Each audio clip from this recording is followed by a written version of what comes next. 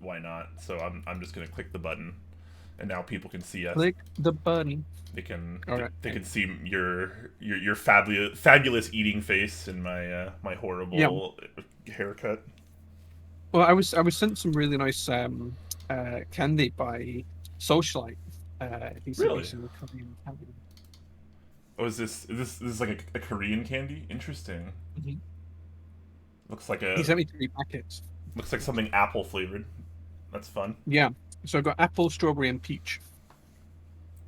Is it With added vitamin C and vitamin D as well. Oh, yeah. You gotta love when your candy's good for you, right? Right? uh Morgan Carver says, Bry Guy, how are you and that luscious beard doing today, man? I'm doing fairly well. I'm doing a lot better than the last few weeks have been. So I appreciate that. Beard is doing okay. I've actually been contemplating trimming a lot of it off the last couple days. So we'll see what happens. Interesting. We'll see what happens. Interesting. The Yeah. only reason, the only real reason, honestly, guys, the only real reason that I've been growing out my hair and beard is because barber shops haven't really been open out here until more recently, and even more importantly, until very recently, none of them were doing beards at all. Just because of COVID reasons, obviously. So I'm So not very confident in trimming my own beard the way I want it because I prefer it kind of faded on the sides, and I have like no idea how to do that properly on myself. So that's kind of why I was like, yeah, we'll just grow it all out. I'll be a complete hobo. I'll be a hipster and I'll have long hair. yeah, And, nothing wrong with that. Nothing wrong with that. I go to the barber as well. Luckily, the barbers here in the UK opened about a month ago, so I did go about 4 weeks ago. But it's time for my second trip to the barbers now. So yeah. Welcome everyone to the pre-show. By the way, Peralton. Hey to you. We missed us as well. I'm glad. I'm glad some of us. I'm glad we were missed by someone at least. yeah, well, we've got further this week than we did last week, right? This Yeah. is good. We'll talk about that once we actually start. Yeah. He also The bonus says, bonus thing. yeah. Go on. Morgan says those look like high chews. Can you tell us what those taste like, Jay? Is that like a Starburst or a high chew? Have you ever had those before? I've never had a high chew. We have Starburst over here in the UK. They used to be called opal fruits a long time ago. They're a little bit firmer than that. They're a little bit firmer than a Starburst would be, but they're really nice. They're very juicy, like a Starburst is in your mouth. It generates a lot of Yeah, saliva, yeah, makes it feel really juicy. They're very, very much like that, but they're really nice. Like I've only tried the apple ones. I've got peach and strawberry that I haven't tried yet. But yeah, the apple ones are really good. Like genuinely enjoying. I've only had two, but yeah, really good. yeah. Oh man, now you need to eat a high chew because high chews, at least to me, are like worlds better than something like a Starburst. I don't eat like Starburst suck. Honestly, I'm gonna say it right now. Starburst not that good. High chews incredible. So I'm kind of curious to see where those land on the spectrum. I've never had a high chew. So if these are as good as high chews, these are really nice. Like genuinely, I'm not a huge candy eater, but these are really good. Genuinely enjoying them. Yeah, So yeah. high chews are kind of popular out here. As of the last like decade or so, you can even find them at a lot of major grocery stores. It used to be you can only find them in Asian markets. It's a Japanese snack, I believe. Um, so like any Asian market, you will probably have them if you happen to have any Asian Right. markets. Yeah, But we have a few. Yeah, yeah. I could go and try. Go and yeah, try. you should Is it like definitely the definitely look for some. Is that what was in those adverts for the Long Man? I don't know if you've seen those. The Those long adverts. man. Yeah, it's like a series of adverts on YouTube. There's some Ooh, Asian. very nice. I haven't seen these for a long time, so I can't remember. It's like it's set in some Asian country, and there's a guy and his girlfriend, and then there's the guy with a really really long sweet, and it's like a really long candy, but it's really long. and it just goes long man, and then it pans out onto this random guy, and then it's like a whole series of events how this guy and his girlfriend split up and break up because of this guy with the long candy, and then they get back together, and there's like a marriage scene, I think, and then it ends up that it's actually the two guys that are together. I don't know, it's the whole thing. It's like a whole thing. How do you remember this kind of stuff? I don't know, like it just came into my head. It's like, just Apparently, something. chat I'm knows sure what it's a you're thing. talking about. I have no idea what you're talking about, but I guess Yeah, chat does. Wondering Man knows. He's like long man. Yeah, that's the thing. It was like Oh, long man. It's so funny. Morgan is saying sakeru gummy is the candy that he's talking about. Okay, so Oh maybe right, okay. not I didn't know the maybe not coming. Yeah, hijinks. he's so he's linked the video there in YouTube. Oh, Um, I I'm not gonna play that for I copyright reasons. But Yeah, so don't. But people could go Ooh, and watch that, and you very should watch it after nice. Brian as well. Save it and watch it afterwards. okay, But I'll have it. this is the version I've seen, because the version I've seen was in I don't know where it was filmed or what language it was done in, but I never understood it. I could only ever watch the film. This one has English subtitles, so I can actually understand what's gonna happen in it. That's good. That's good. Awesome. You know, I mean, you guys know me. If it's the kind of man I like, it's long man. That's the It's 6 minutes of back to back adverts. That's really cool. I'm gonna watch that Jesus. afterwards. I'm gonna save that and watch Um, wow. Okay. Anyways, quick shout out to Nordhell with the Prime for 5 months. Thank you so much. Thank you very much. Thank you. Appreciate that. Appreciate it. AKB James Luna is Samo as asking. well. Oh, Oh, sorry. sorry, Yeah, go on, yeah. he was saying it was one of your fever dreams, Jay. It may well have been. May well have been. But Morgan Carver's made it good because he's shown me that it Provided the was, link. yeah, You'll love to yeah. see it. Yeah, exactly right. He's validated my fever dream. Luna Summer was asking, how do we wear a mask with the beards? Oh, I just I can probably show easy mask on. actually. I don't wear one of like the normal masks that like go around like your. I don't even know how to explain them. I don't wear like one of the normal structured masks like that. Yeah, I don't wear those. I wear the like what are the baklavas? Is that what they're called? Like the ones that kind Oh, of yeah, like yeah, sure, go yeah, yeah. over. So it just like it goes over like everything from my eyes down, basically. Yeah, And it kind of yeah. just bunches up in my neck, and I kind of just you can pull it down really easily. You can put it back up really easily when you need to. Good stuff.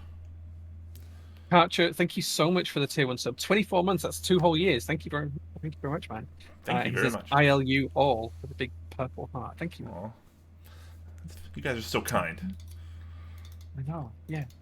Zakaria TV says, "I love your content, Mr. Top and Mr. Clack." Wait, which one's which? Which one's Mr. Top and which one's Mr. Clack? I think Which we know one's the which? answer to that, Jay.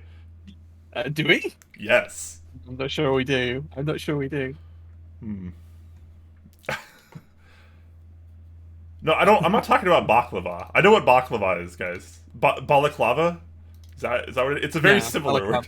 Balaclava. Is that not what you said? Balaclava? I thought that's what I said. I don't know. Shout out to baklava though. Baklava, phenomenal. Love me some baklava.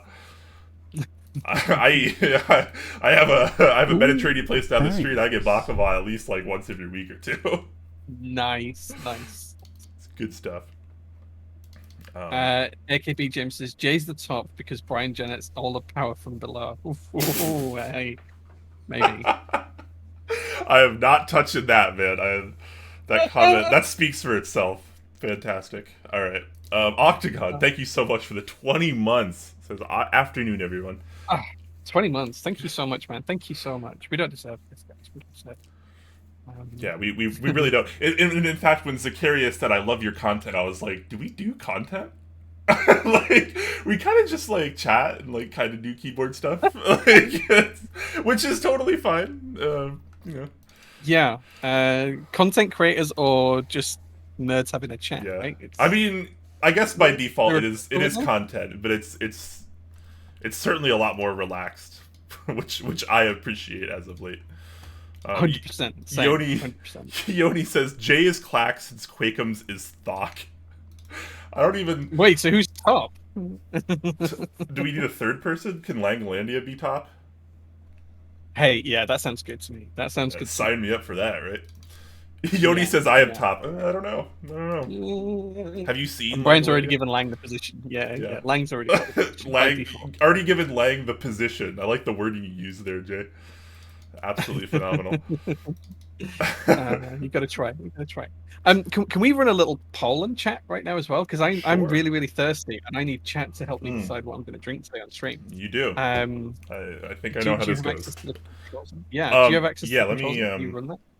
yeah. Let me do a poll. Actually, wait. How do you do the like the in-stream polls?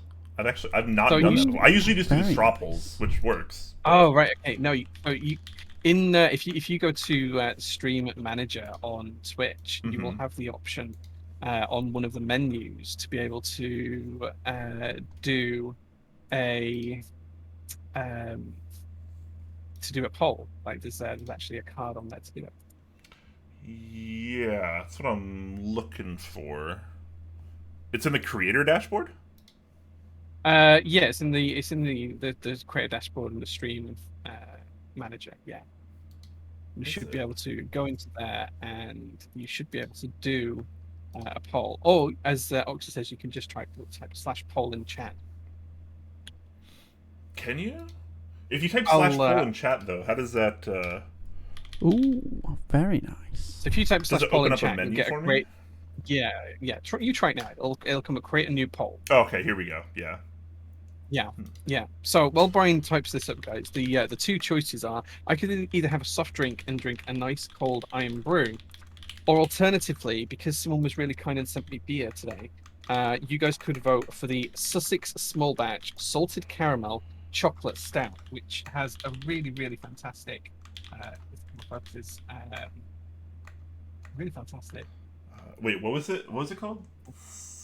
I just put chocolate stout. Chocolate stout. Uh, chocolate stout. Yeah. Because beer. Oh, I can't fit that. Okay. Start. Oh, I can change the duration too. Interesting.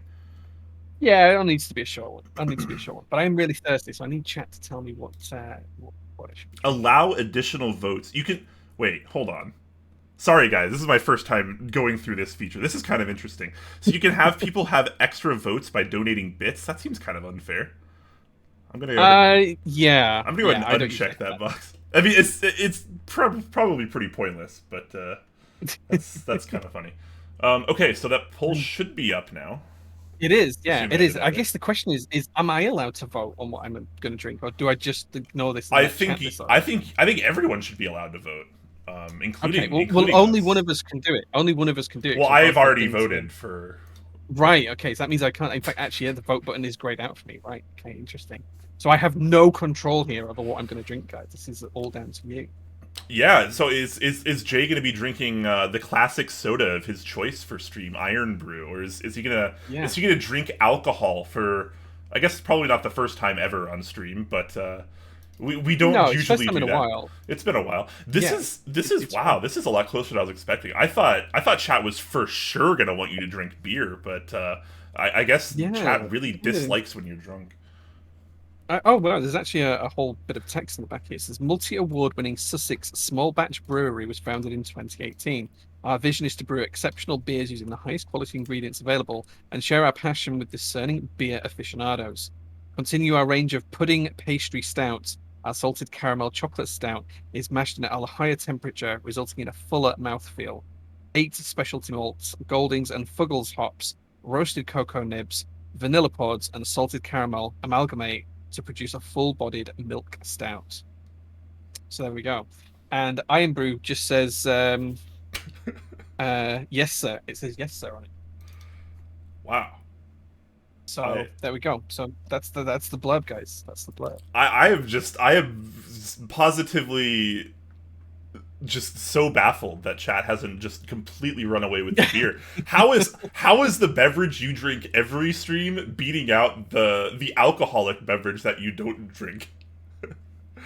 I've never had that stuff. This is the most responsible Twitch chat on the site, like on Twitch probably. Yeah. Any other stream, bam, it would have been easy alcohol. But this is a very unique stream, ladies and gentlemen. Yeah, for sure. If it ends in a draw, Oxy, I will have the deciding vote because I've not been able to vote yet. But if it ends in a draw, which I hope it doesn't, I then just then I will get the deciding before vote. the poll closes, I do want to point out that before we went live, Jay went to grab a drinking glass for the I beer. did. In Okay. case the beer It's won. Jay went Budweiser out of now. his way to try to better his drinking experience of this beer. Just putting that out there. Skew just says, "Why not both?" .gif.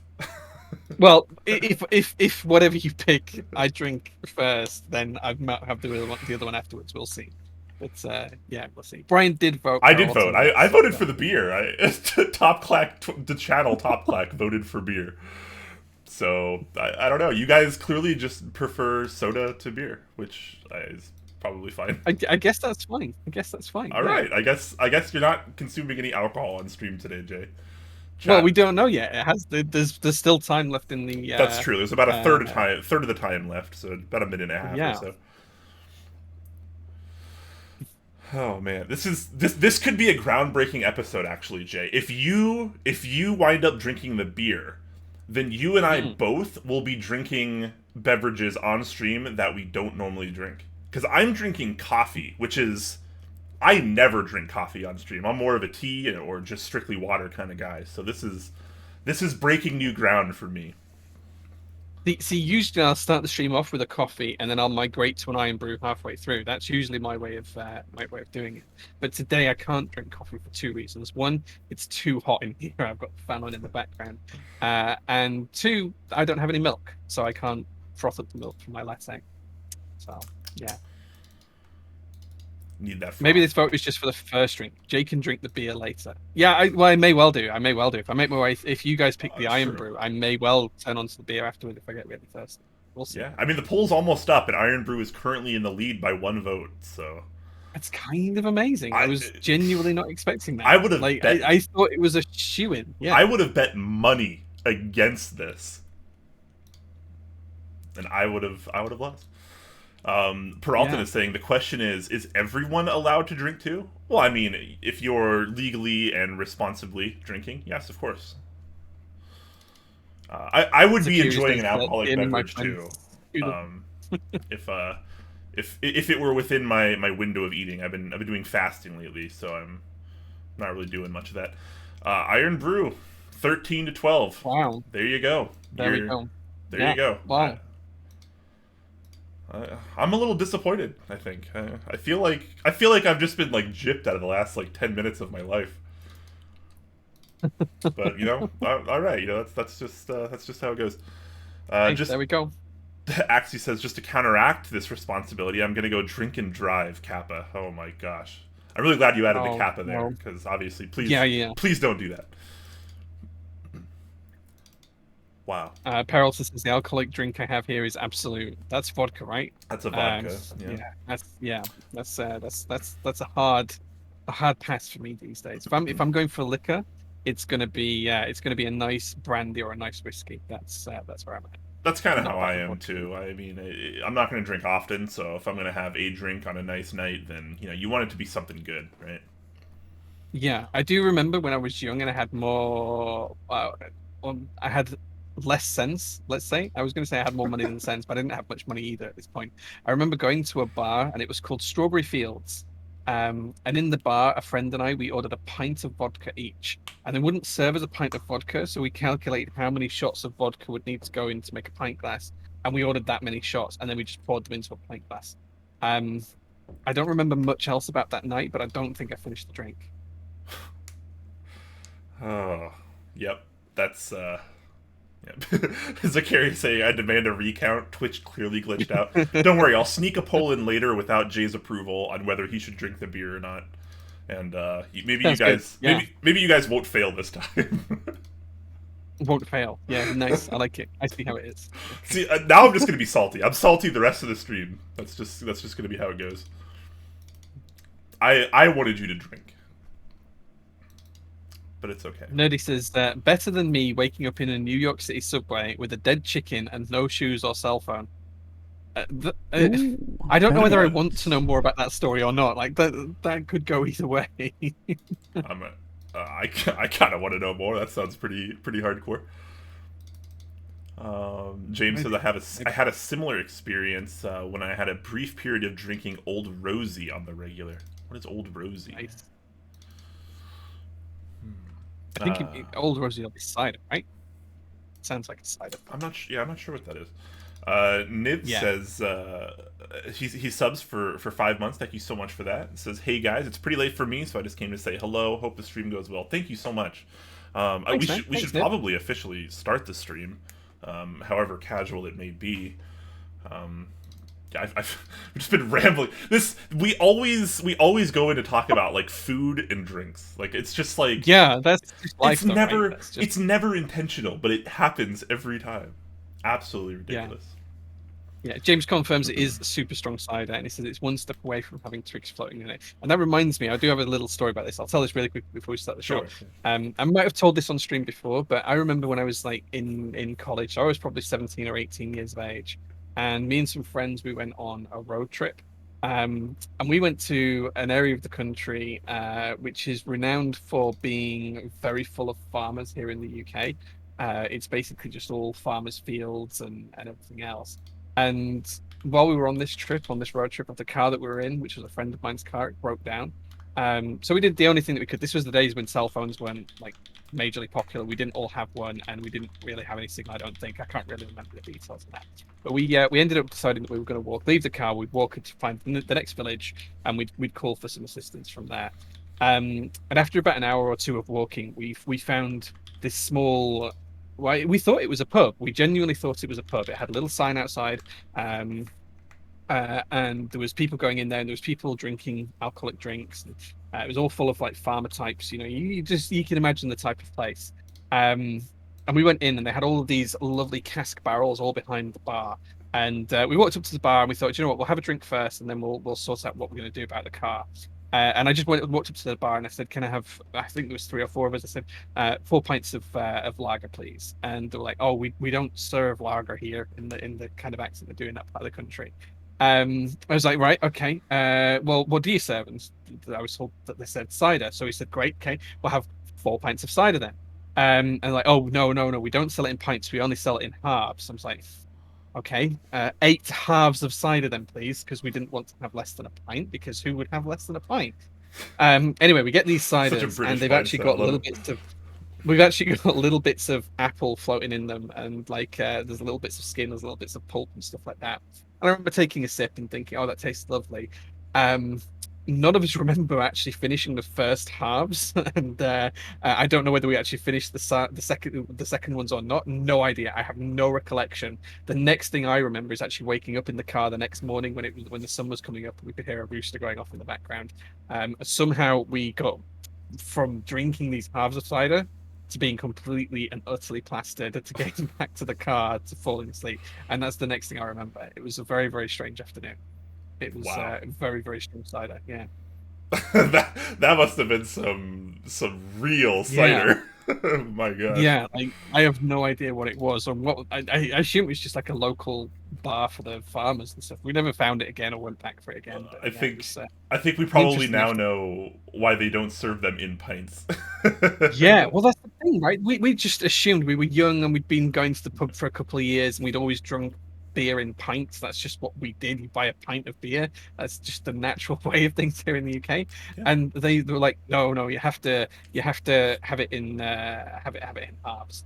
They were right. We did. We couldn't deal with it. Yeah. Sturek says, "What movie is this?" Not a movie. This is my real life. Yeah. AKB says, "I think the super rustic cider you get in the Black Country is made from distilled pub oil." Yeah. So the area of the country that this is set in is called the Black Country. I didn't want to say that because it might have negative connotations, but it doesn't in reality. It's just where a lot of coal mining happens in the UK, and that's where it got its name originally, I believe. Gotcha. Kiwak says, "And you wondered why they talked like that. Anyone would after too many pints." Oh my god. Yeah. Oh my god. I'm all right. I'm rolling the intro. We're done talking about alcohol for at least 4 minutes, guys. At least 4 minutes. Okay.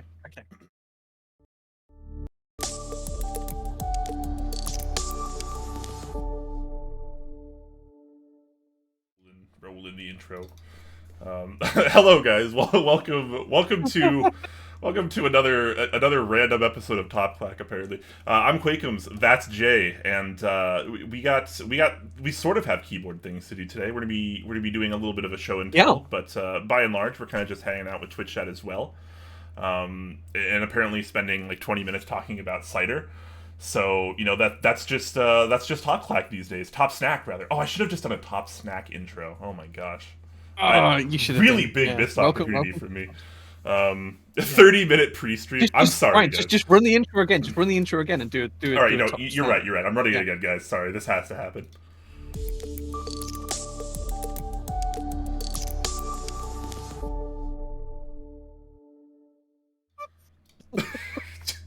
Hello, everyone. Welcome to this episode of Top Snack, where we talk all about lagers and ciders and iron brew and pretty. I just can't. I can't. I'm gonna cry. You make me cry. Talk snack. Jay was crying during the intro. It was amazing. Let's face it, Jay is a snack. Yes, Jay is a snack. Oh, thank you. Thank you. Anyways, all jokes aside, which are no jokes because Top Snack is not a joke. Hello, everyone. Well, welcome to what is supposed to be a keyboard stream. Again, I'm Quakeums. That's Jay. We're gonna do a little show and tell today, and just kind of hang out. And it's gonna not gonna be showing any cider. Luckily enough. But yeah. Well, I don't have any cider in the house. Yeah, I can't show off any cider. No. Same. Yeah, so we're gonna try our best. We're gonna try our best, guys, to limit the amount of food talk for the rest of the stream. For the rest of the stream, yeah. Since the first, I don't know, half hour has been pretty much all food. That's just the way it is. Oh, chat actually, interesting. This must be a new feature on Twitch. It shows when people message for the first time. This is a new feature. That's a nice quality of life change. Welcome to anybody that's new or just kind of lurks and maybe hasn't chatted in the stream before. Welcome. We try to do keyboard stuff. I'll leave it at that. So fine. Yeah. I think that's a totally fine way to put it. Totally fine. Going to start instigating food talk. You don't even need to. We always roll back to food at some point. It's kind of just inevitable. Yeah. As Thanos once said.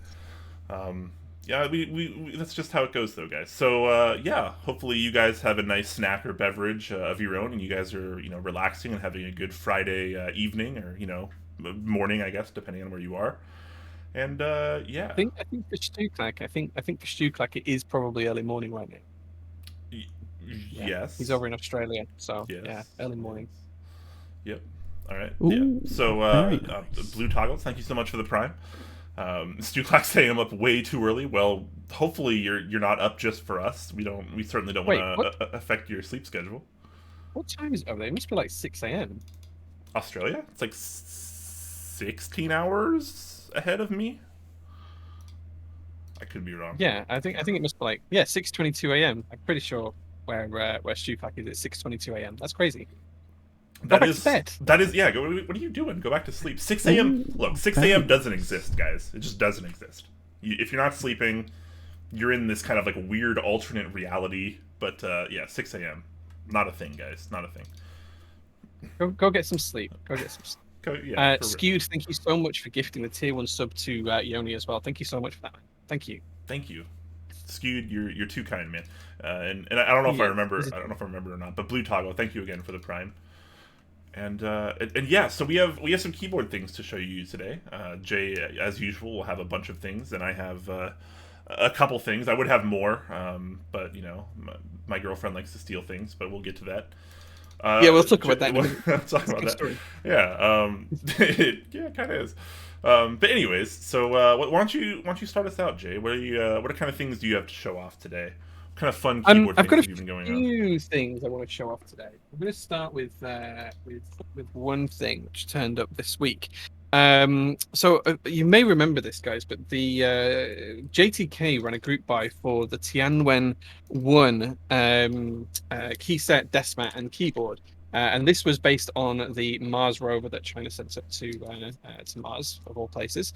I got all of this gear in just this week. So there's a full-on desk mat, which I haven't actually looked at yet, and I can't remember what the design is. But it comes with some pretty cool stickers on on here. I'm going to try and show you. It's even got like reflective stickers based on it. And this is all official as well. This was all officially sponsored by the Chinese government and everything else. Let me see if I can show you guys the desktop. I'm not sure I'll get it all on camera. It's pretty cool. It's got the Mars rover on it. The dust mat's actually, yeah, the dust mat's super cool. On the other side, it's got like a whole bit of detail about it and stuff like that, which is kind of cool. It's really nice. So yeah, it's nice and thick as well. This must be like a 5mm thick desk mat. It's thicker than the normal 4mm ones. Wow. But that's really nice. As well as that, there's also the matching JTK key set, which has some triple shot keycaps in it as well, but it's mainly double shot. So this has got the whole, comes in one of the JTK Max trays, and you can see all the ticked up too sharp and all tipped forward a little bit. But this is actually really nice. It kind of reminds me a little bit of a carbony type, Honeywell type set, which is actually kind of nice. A little bit, You can see some of the triple shot caps up here, like there's one of the triple shot caps just there in the corner, which is quite cool. And there's like 3 layers of the tray as well. Like there's a load of compatibility with this. So there's like a whole, well, there's three layers, and you can see there's just tons and tons of caps with it. Pretty much everything you could possibly need, which is really cool. And then the final thing, which I haven't opened or looked at or even unsealed yet, is the matching keyboard that came with it as well. So it's like a whole hit and caboodle you can buy. This is pretty interesting. We don't usually see that kind of thing where you get a keyboard, a key set, and a desk mat all kind of like in their own ways all together. Yeah, and the fact that it was officially sponsored by the Chinese government as well. So I'm unsealing this for the first time. Not looked. Oh, we gotta. I'm gonna build it. Stream. I should have adjusted camera angles for this to get a bigger picture of you while you're doing this. This was my bad, guys. But hopefully we can we'll see it well enough. Trying to work out how to open this. Oh, there we go. So it slides off. Yeah, this is it's a box 60. So you guys might have seen the box 60s with other things, but it's pretty cool that it all comes in this matching packaging and everything else. But it's for those of you who haven't seen these effectively come with guides and stickers, but they come as a bit like an Airfix type model. So if you guys have seen Airfix models in the past, this actually comes like an Airfix model. You actually peel it off of the bars and stuff. It's itself. You use flush cutters to get it all nice and neat and tidy. That's part of the case, and the USB port is up here. There's some other parts. This is the sides of the case. They'll come on these injection molded sprues. But this is effectively how it's all made, and there's some other little parts of it. I think that goes in the USB port as well. And then there's some side rails for the case, all sorts of other bits and pieces. There's some little O-rings and bumpers and all sorts of bits in there as well.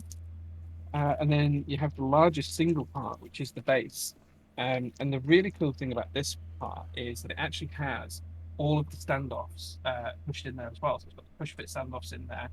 So they're all epoxied in place. It's all comes pre-wrapped, and it's just kind of like a cool little thing. Like you get to build the whole keyboard case like an Airfix model, as well as actually put your PCB and everything else together as well. Now, it doesn't come with a PCB. You do have to supply your own, but it's just standard 60%, so you can use any PCB with it.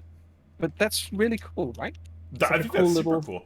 I mean, we've never really had other keyboards like that in the hobby, right? This is sort of a first where you kind of have to like break it away from the molds, like you were talking about there. But the trade-off is those were like otherworldly cheap, right? Like really inexpensive. I think the whole thing for the keycaps, the desk mat, and the keyboard, I think it was like $120 or something. Yeah, it was next to nothing. Like, it was so cheap. Like it was really good. So I'm going to build that on Sunday. I'm really looking forward to that. Nice. Yeah, that's super awesome, honestly. Another first time chatter. I like that Twitch is doing this now. That's so cool. Thomasoon says GMK Classic Blue underrated. Classic Blue's super good. I mean, the extra's already sold out pretty quick, I imagine. So maybe not underrated. I think it's probably properly rated. Yeah, I mean, it did quite well in the group buy. It sold plenty in the group buy, and there was the older version of the set as well a few years back as well, which was slightly different. But yeah, I think it did quite well in the group buy, and clearly the extras have sold well. So yeah, I don't think it's underrated. I just don't think maybe it's as highly hyped as some of the big sets like Dots Yeah. Round 2 or Striker Round 2 or something like that. But I think it's completely, not underrated at all. I think everyone's pretty much aware of it. Yeah. Yeah, totally. Stu Clack, thank you so much for the Twitch Prime. Yeah. Heck yeah. Yeah. Thank you, Stu. Love that. He said he says he swapped over from Kaz earlier on. Right, that makes sense. These are Oh. these are the guys that work for an Australian vendor.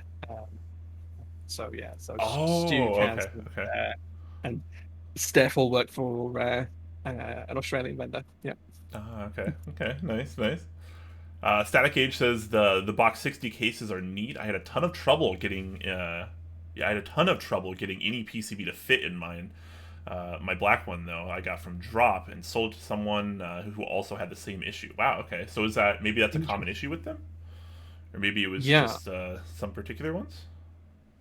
maybe. I don't know. I've never had one before. This is the first one I've had, but I do have a plethora of 60% PCBs, so I'm sure I will find something that fits. I'll make sure Yeah. that when I do the build, I have like 5 or 6 PCBs, and I'll do a dry fit and try and get it together. Yeah. Kiwak says reminds me of Warhammer days, cutting models from the sprues. Yeah, I mean anyone that's been in Yeah. like that type of kind of figure hobby probably totally gets it. Or if you're maybe like our resident gunpla collectors, we um, probably used to a lot of that kind of stuff as well. James said he didn't have any issues on his, so maybe Yeah, interesting. just I wonder if it's a PCB issue then, or something like that, or maybe some of the tolerances on because it is a very cheap case to produce. It's injection molded in parts. Maybe there's some tolerance issues, and you just have to accept that that's just how it is for the price. Maybe I don't know. yeah. Yeah, yeah. Yeah. Static is asking EJ any chance you would stream that, and I think he already said yeah. Right? Yeah, I'll be streaming it on Sunday. I'll be over on the prototype channel, I think. But yeah, I'll be streaming the whole build of it on Sunday. Yeah, that's the plan. Yeah. Kiwok with a great question, and obviously we're gonna have kind of a Q&A towards the end like we normally do, but being a more casual stream today, we're trying to pay a lot of attention to chat as well. So if you guys have questions at all, feel free to ask throughout the entire stream. No need to hold back. And Kiwok has a pretty good one here, saying, "Do you feel that the time of a key set release can massively impact its success, i.e., time of year / other sets released around the time?" And yes, I mean, Jake could probably elaborate a lot on this, being a vendor himself. But I would say, even just as a consumer, yeah, you can definitely see key set success kind of wax and wane based on other things that are going on. There's a lot that goes Yeah. into selling and marketing a key set these days. Yeah, I fully agree. I think there's the simple answer is yes, it can affect it, and then the more deep answer is that you need to make sure you're doing market research on what's going to run in the same month. You need to understand what's similar in the customer's eyes, not just necessarily in colorways. Where is there overlap between styles, aesthetics, what's going to sell well, what's not. Most of the time, vendors between themselves, like when we talk about actually what MOQ we're going to target and getting quotes from GK and all that kind of stuff, the vendors kind of have a rough idea of where they think it's going to pop out. Oftentimes, that's either massively under or overrated, depending on the set. We're human; we can be fallible and get it wrong. But the vast majority of the time, it's always a good barometer where all of the vendors kind of position it as to where we think it's going to go. But 100%, like you could take some key sets and run them in some months, and they wouldn't hit MOQ. You could take that same key set and run it in a different month, and it would 100% sell 1,000 sets. It really just depends on what's happening on around it, whether it's been promoted in the right way, whether there is an appetite for the key set. Sometimes things can leave it too long in interest check, and then people just lose that kind of momentum behind them. And what was hyped 2 years ago just doesn't really see much interest. Or alternatively, you can go the other way. People get more and more excited for things. It's really, really difficult to judge a lot of that. But yeah, 100%. It's Yeah. time of year and other sets around them, Key and loads of other factors. So Yeah, that's it. exactly. Keyboards and kind of by extension, key sets as well are incredibly trendy. And you see that with a lot of sets on the aftermarket in particular. Some sets used to be incredibly expensive. You would pay several $100s for a single GMK set, and then all of a sudden it No. kind of falls off popularity, and people can't even sell it for $100, right? Like it's definitely not the first time we've seen stuff like that. So Yeah, for sure. yeah, definitely Yeah. very, very important. it's not even group buys as well. It can affect things like in stock as well. I know some vendors are dabbling with doing things in stock. I did one with I1A at Thupkeys, where we did DCS Nightfall, and we genuinely wondered: is there a market for that key set? Does it need the interest check period? Does it need the group buy period to drive the hype, or is it actually going to do okay just standing on its own as an in stock item? Novel Keys did the same with PBT Notion. Canon Keys has done the same with some of theirs. It's really risky whether you do either way. You just don't know how the community is going to take something and whether it's going to sell. It's really interesting. It's difficult to say. Yeah, absolutely. And while we're talking about this, and we can continue talking about this, of course, I'm just going to kind of briefly show off something I kind of want to show off as well. But to do so, I have to take some keys off of my current keyboard. Yes, please do. Which I didn't really think to do ahead of time. I should have honestly just grabbed a different board and plugged it in so I could show this off a bit more, which I might do anyways because I have to really take off several keys to get a really good look at this. But for those of you that maybe missed my my stream on Monday, I've been kind of streaming on Mondays lately. And I just recently started calling it Mental Health Monday, which is, to be honest, as much for me as it is for anyone. Where I kind of just I do keyboard projects, and a lot of times it's going to be a build stream, but oftentimes as well it might be something totally different. So just kind of stay tuned for that, and if you're a fan of that kind of thing, and you want to kind of promote some positivity and mental health awareness and stuff, and feel free to come hang out with me. Always a good time. But this was what I did. This was my build on the most recent Monday stream of mine, where I kind of rebuilt my Fiel with a new plate that recently came in. So there's a gentleman in this hobby that's kind of working on some pretty interesting things, and one of them currently is a wooden plate group buy. And though it's kind of hard to see in this angle, it's definitely a lot easier to see in the VOD of the build stream, which you can of course go check out. But this is a 1.8 millimeter cherry wood veneer plate that's been kind of bonded with resin to kind of improve its structural integrity, as it were.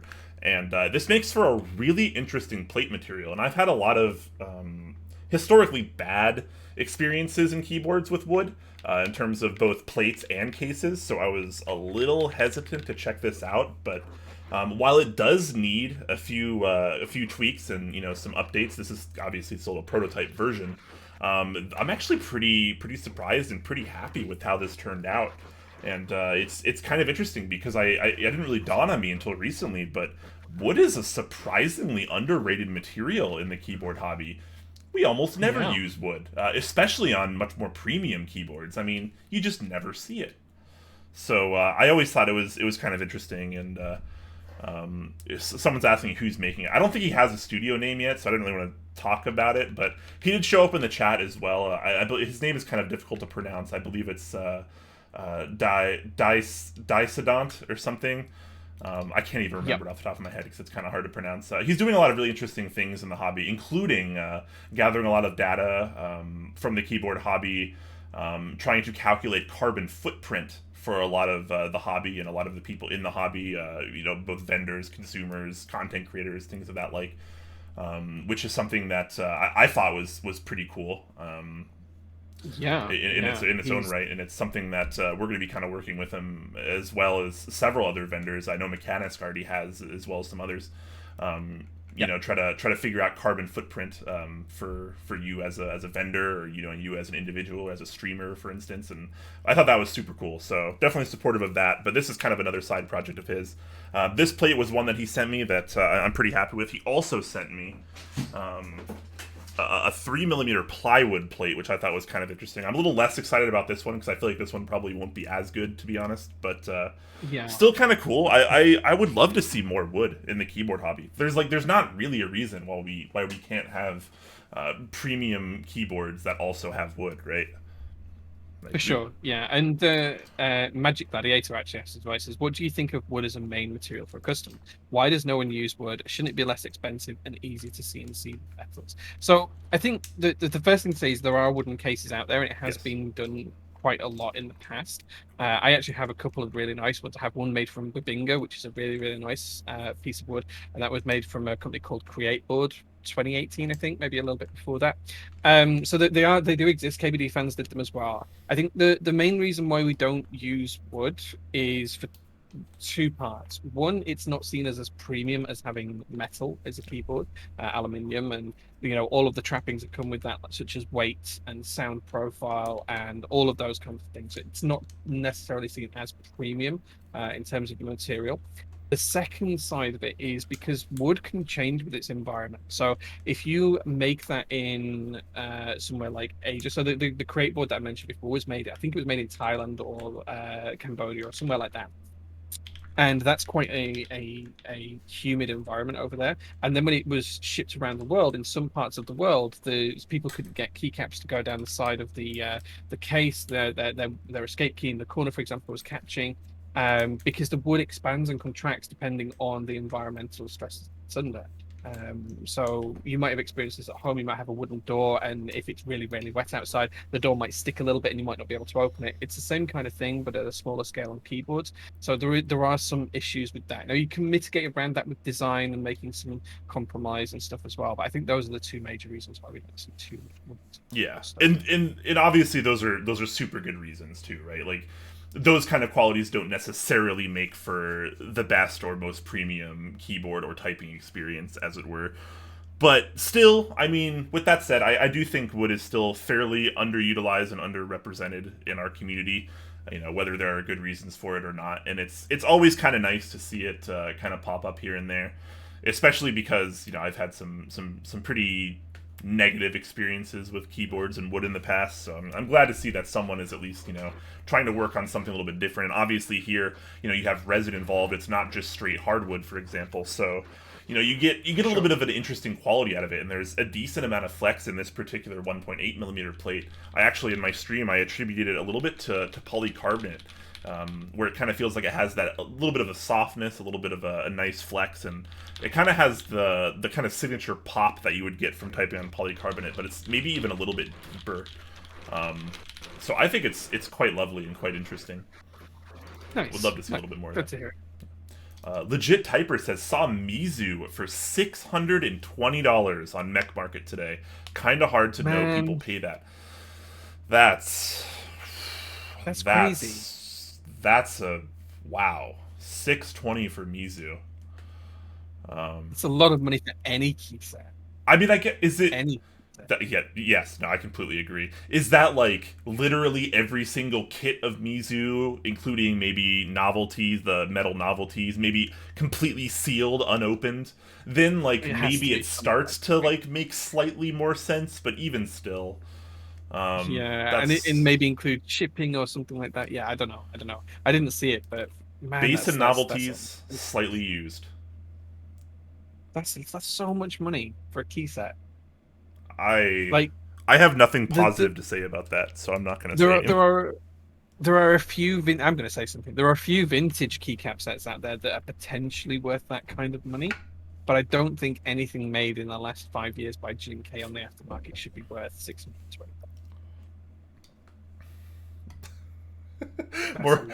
Oh my gosh! Morgan says Brian is the bottom. He wants to see more wood. Woo! There we go. Hey man. I got nothing against the wood. Nothing against the wood.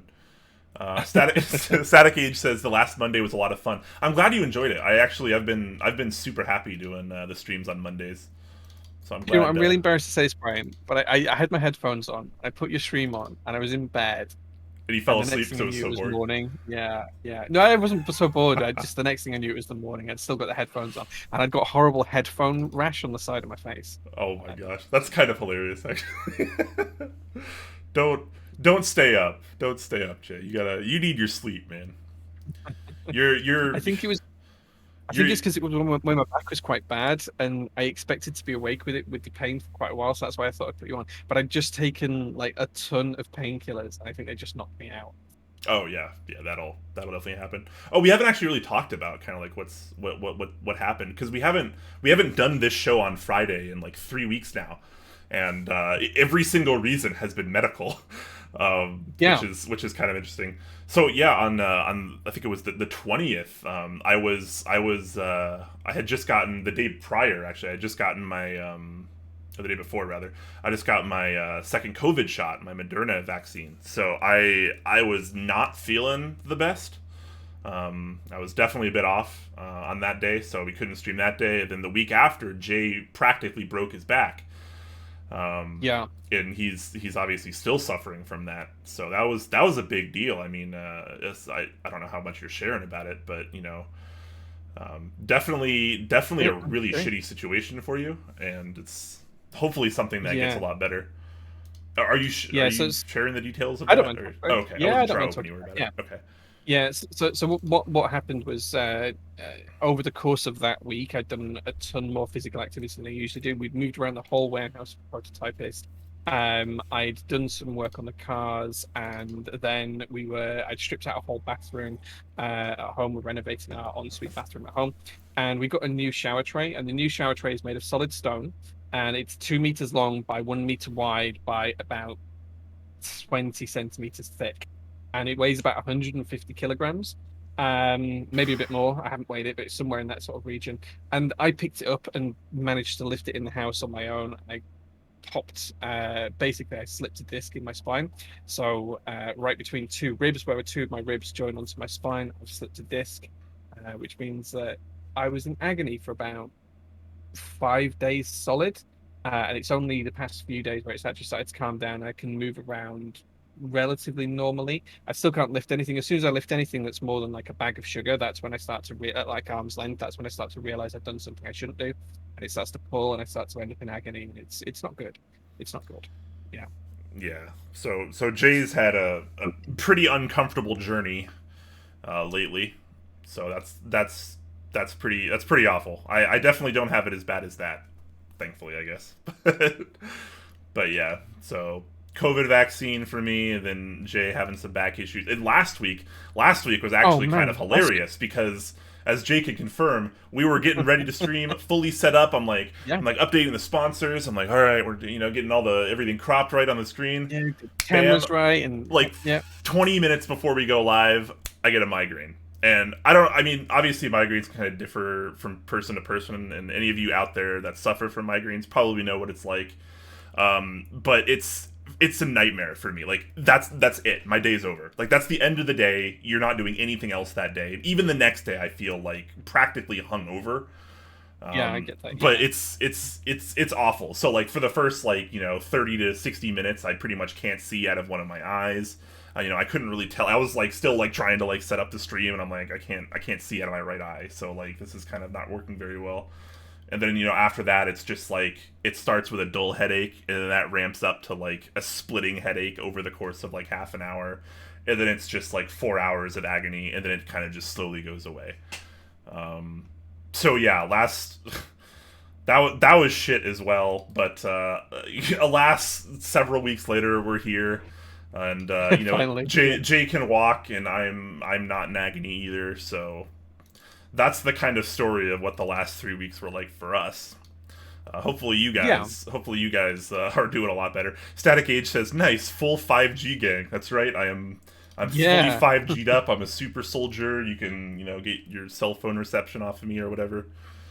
Interestingly enough, and this is complete coincidence, but the same week I had my first COVID jab, we actually got a 5G cell tower installed outside of the workshop here. It's about 100 yards away. But yeah, the same week I got my jab, they installed a 5G cell tower.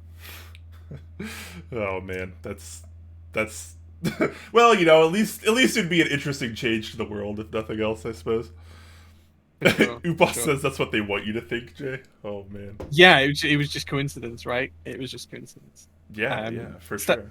like I said that I was a beast for being able to lift it. When I say I lifted it, what I had to do is I had to get it over the threshold into the house, which is about a 4 inch kind of like distance height that I had to get it, and it was about 10 feet of width that I had to move it along. So I didn't really, it wasn't like I lifted it up and like I had it like 3 feet off the floor and carried it. It was kind of very much a lift and then a shuffle it, more than just a lift. But yeah, it was a struggle. I should have asked for help. I should have not tried to be a macho man. I should have just You asked my should wife have to help. you It would should have have been so realized much that you're easier. not 23 anymore.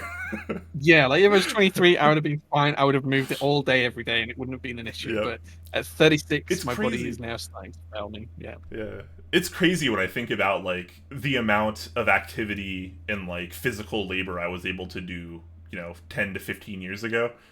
and now it's like I get out of bed and like all of my joints kind of pop, and I'm like, Yeah. and I'm like, Yeah. I'm about to turn 32. Like that's not even that old, right? Like what is happening here? It's Yeah, scary, man. and Just like I was telling no, Jake before the stream, is the human body is such a terrible design, man. Like really bad. I need to have some words with like the it, people that design the human body. You know what I'm saying? it's amazing in what it can do, but it's in dire need of some upgrades, right? That's the thing. It's Yeah, in dire need. it's simultaneously a miracle and like the worst thing ever. Yeah, yeah. Kiwak says, Wait. It's a 36, Brian, and you have to get up in the middle of the night to go for a wee, because I have to do that nearly every night now. Like 4 nights a week, I have to get up to go to sleep. Like it just happens. It's I it's a thing. am, yeah, my future does not look very good physically. Kiwak says, sending hugs for you, Jay, gentle ones. Oh, thank you, Kiwak. I appreciate Gentle that. hugs. Another first time chatter here. Do6S is saying, hi Jay, sorry to bother. But is the set date out for when JO2 extras are coming? Gonna try my luck. Oh man, so the JO2 extras from the group buy have already sold from all the vendors, as far as I'm aware. I'm not really involved in that. Like that was up to the vendors to deal with. As I know Upas has sold his. I believe Island KB and I believe my keyboard have sold theirs. I didn't have any extras because I didn't sell the keyboard. So yeah, it was done through different vendors. So as far as the JO2 extras, there are none. That being said, a little bit of a leak. The JO2 Blackout Edition might be something that you want to keep an eye out for. Oh, well that sounds fun. Okay. Yeah. Mm, mm. Pralton says Zombriant. Yeah, I'm like always a zombie. It's just it's kind of the way it is. Legit Typer says endgame human. That's what I'm looking for. See, I don't believe in endgame with keyboards, but in terms of human body design and like structure, like I want my endgame body. Well, Sturek says, "Where's my breast spine?" So, right, breast spine, endgame human. There we go. That's how we do it. This is gonna sound so dumb, but I hope I live long enough to like. God, this is gonna sound so cheesy. I hope I live long enough to be like a cyborg. Like, I want some like cutting edge mechanical augmentations and advancements on my body. I think that would be just spectacular because this whole like organic body stuff like doesn't always cut it. Let me tell you. Okay. Let me just have a chat with Elon Musk and get you involved in Neuralink. Let's just do that. I'll sign you up for that, Brian. Don't worry. You know, maybe right. Like I'm pretty open minded. I'll try a lot of things. Magic Gladiator says, "Me at 30 years old, I took away your bending." Yeah, see, that's been my biggest problem too. Since I turned like 30, my knees have just gone downhill like way fast. I don't know what the heck's happening. I used to be able to run. I can't run anymore. Are you kidding me? I would die if I tried to run right now. So far, touch some wood. I've been lucky with my knees. My knees are okay. We're doing all right. Yeah, I mean, I guess it's my fault. I've been overweight for quite a number of years, and I'm 6'4" as well. So I'm a big person. So there's like a lot of weight always on my lower body. So like my ankles and my knees have been struggling for a few years now. I can vouch that you're a big human being. Yeah. I still remember that stream we did in Seattle when we were in that Airbnb that we stayed in, and there's like little and large sat on the couch. It's like. Yeah. The one show, the only show in existence, I believe, that has you and I side by side in person. Yeah. Yeah. It was we're very different sizes. That's for true. Yeah, I think Gio was there. Sushi was there as well. I think was Upas there on that day as well, or did Upas come a different day? No, that was a different day. Yeah, we did the stream the first day we got there, and it was just you, myself, Gio. And I think we ended the stream just before Sushi and his girlfriend showed up. There might have been like one or two other people there. I don't remember. Yeah. Gio that was good. Gio was doing literally in-person moderation. Yeah, he was. Yeah, he was moderating live. He was helping. He was helping with stream setup, and he was like doing real time moderation. He was moving cameras around. He was changing cables over for us. He was providing us links. Yeah, it was good. That was good. What a fun weekend. I still think back very fondly on that weekend. Do you know what, dude? It's 2 years ago. It's 2 years this month. It's 2 years next month. Next month. But yes. Next month. Yeah, sorry. you're Next month. Yeah. Yeah, it's crazy. Where'd the time go, man? Where does the time go? Anyways, we still had some things to show off as well. While we can of course continue with all this conversation, but what else do you have going on, Jay? So this week I also got some really cool artisans in. So I had to start off a new case, like a new artisan case for these. Um, Now, for those that you don't know, I bought a Sirius, and there's a kind of a sad story. So I bought a Sirius from Mech Market um, back in January, I think it was, and Brian was going to have it shipped to him, and it went missing in the post. Do you remember, Brian? You found the Yeah. envelope in the post, but you couldn't find the cap. That was I really, really. yeah, I am almost certain someone stole it from the mailbox, which is like Yeah. really heartbreaking and like yeah, which is why now I try not to have anything important go to like my mailbox. For sure, Which for is sure. So I was really disappointed because I've always coveted that sculpt. I've always wanted one. I bought that one and then it never happened. And it was like $700 that disappeared because it was no one's real fault. No one could be to blame. It just happened. So then when Artkey did the fulfillment sale, I picked up some of the keycaps. So they have quite a few of these. So I didn't get just one. I actually got all of these, which I won't show you all up close, but I got all of these. wow. Here we go. Some pretty cool ones. I think my favorite one is this one just here, which is the Yuri one. It's really cool. Really cool. Very cool. Nice. So yeah, that's the second thing that I wanted to share today. But yeah, I'm blown away by the sculpts as well. I have to say, like, even though I'd seen quite a few pictures of them, I'm just like blown away by the quality of the sculpts. And art keycaps are always really nice, but these ones are just super, super nice, super, super cool. I'm very, very happy with them, especially for a fulfillment sale as well. And it's only been a few months; like, it's not been that long since the fulfillment sale happened, and yet all of the caps are here. They turned up just yesterday, so super, super happy. This is the year. Focus camera, please. Super, super cool. Wow. Yeah, I feel like I don't know much about artisans, as a lot of people probably know.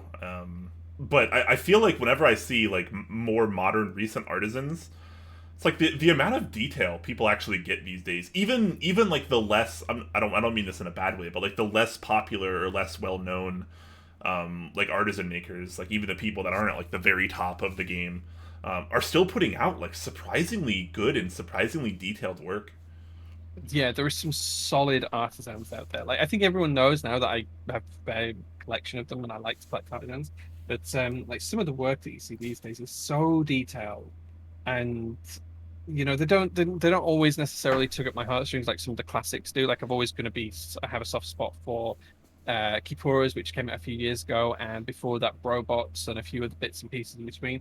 But some of the new sculpts are so good, and some of the people behind them are so talented, and so they can create such artistic pieces of work. It's amazing. Like, they really are art, and I don't care what anyone says. It's not just bits of resin, bits of plastic. It is an art form, and I'm Yeah. hugely People impressed with some of the quality of it. Yeah, people spend a lot of time making artisans, and there's often a pretty high failure rate. You're wasting a lot of material and supplies, and it takes a lot of practice to like actually get like a pretty good result.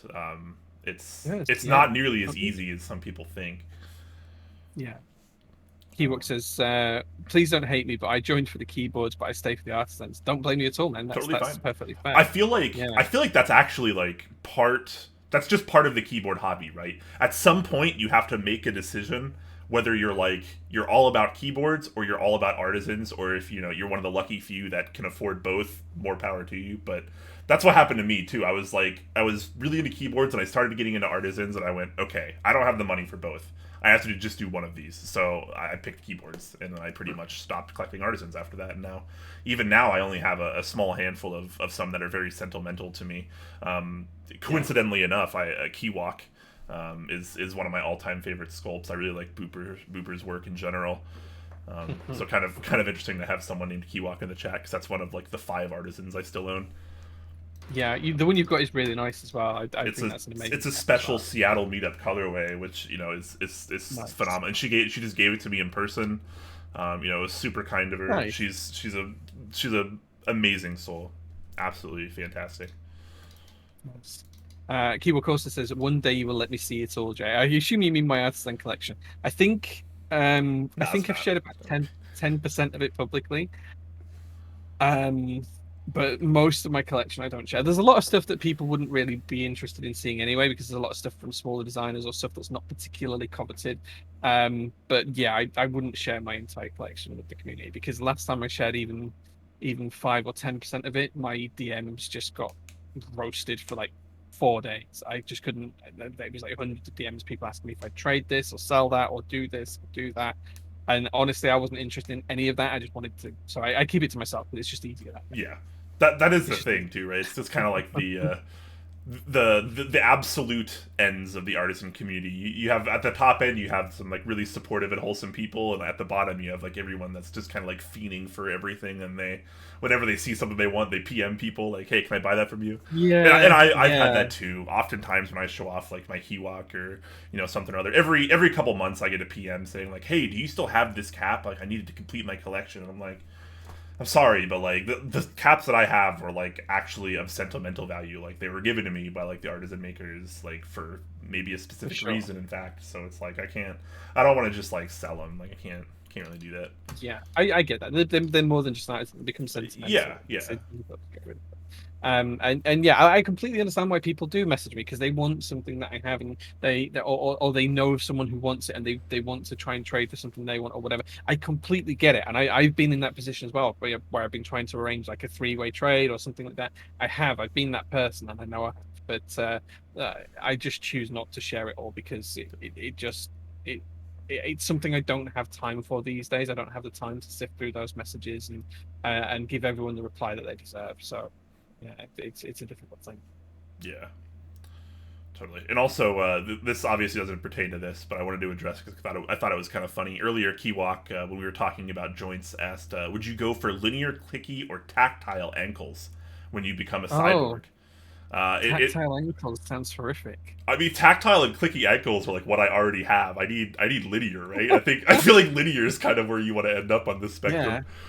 Tactile ankles sounds like an actual disease, right? It sounds like an actual issue. It doesn't sound like. Oh, sorry, bro. You got a case of the tactile ankles. You're gonna have to. Oh no, that sounds terrible. Like, it just makes Yeah, you you're cringe. gonna have to, like Peralton here says, you're gonna really have to get some 205 grade 0 and just really kind of go to work on those ankles. Yeah. Oh man, fantastic. That's fantastic. Vultures out there sometimes. Yeah, I mean, I guess it's hard to blame you. Like, if you want a cap, you want a cap, and like, you can ask someone. The worst thing they can say is no, right? I guess, but exactly. Yeah. Or more often than not, because I just get as long as you're nice about it. Don't even get a reply. Yeah, they just don't get a reply. Yeah, So, I always feel bad because like the message I always get is like, I need this to like complete my collection, and you have like one of 3 of them or something. And I'm just like it's not that I don't want to help you, but like I do, but like there's a reason I'm keeping this cap, and like, sorry. It's a bummer though. Hard. It's a bummer because like I know that feeling. I've been in that situation. Like that was me with the Key Collective fruit reboot.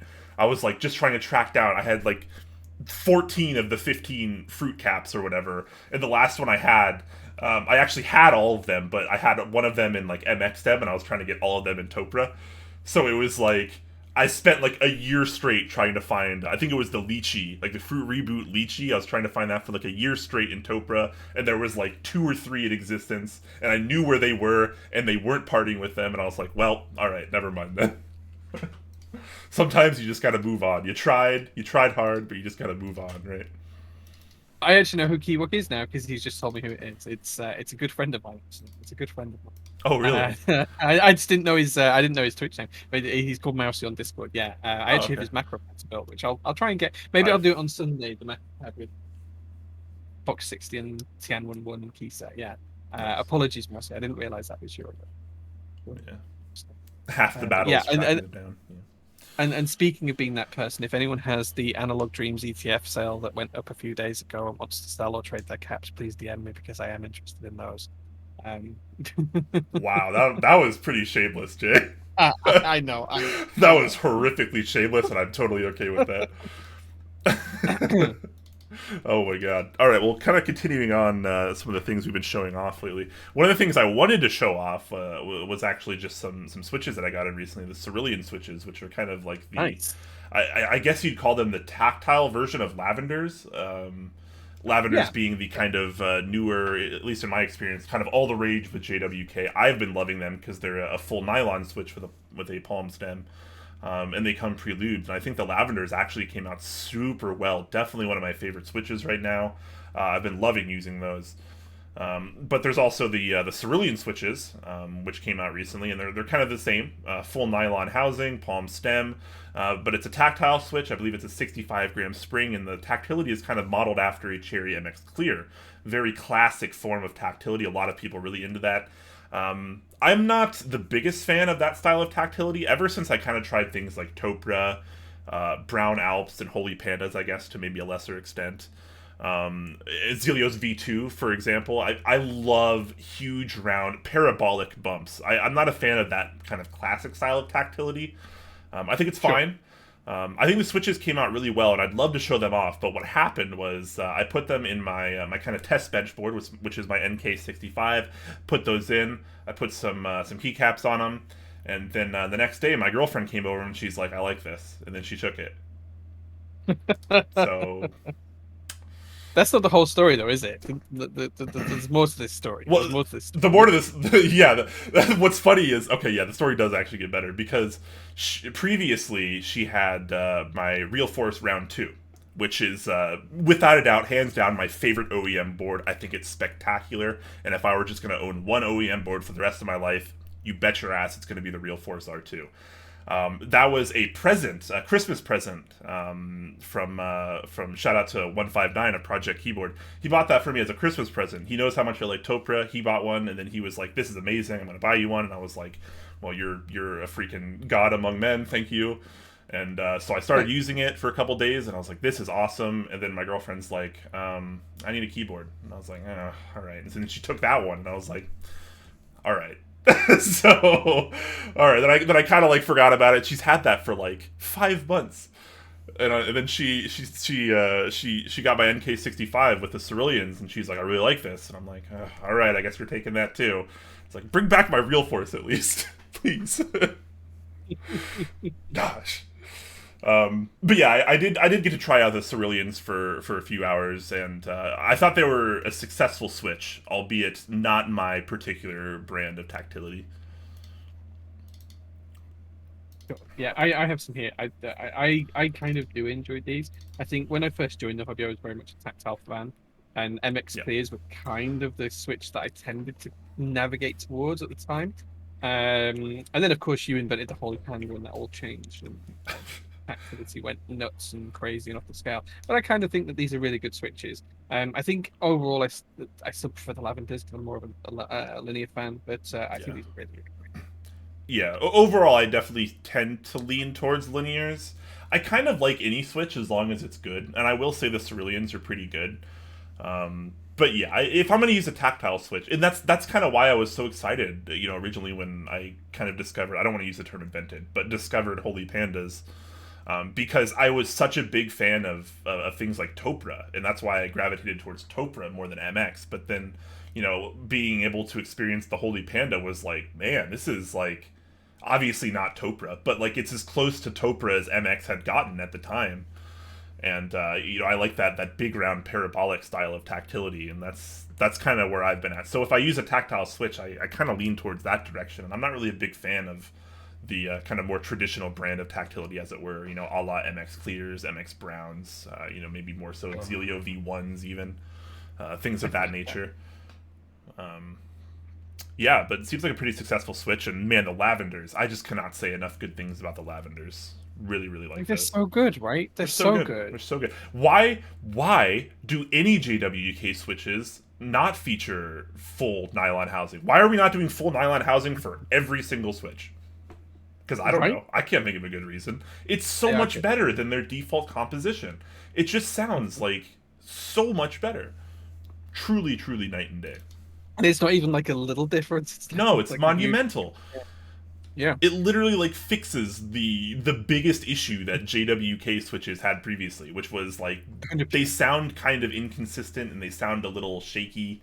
They definitely don't sound as deep or as precise. But with the full nylon housing, man, they sound a lot cleaner, a lot cleaner. Solid. Yeah, for sure.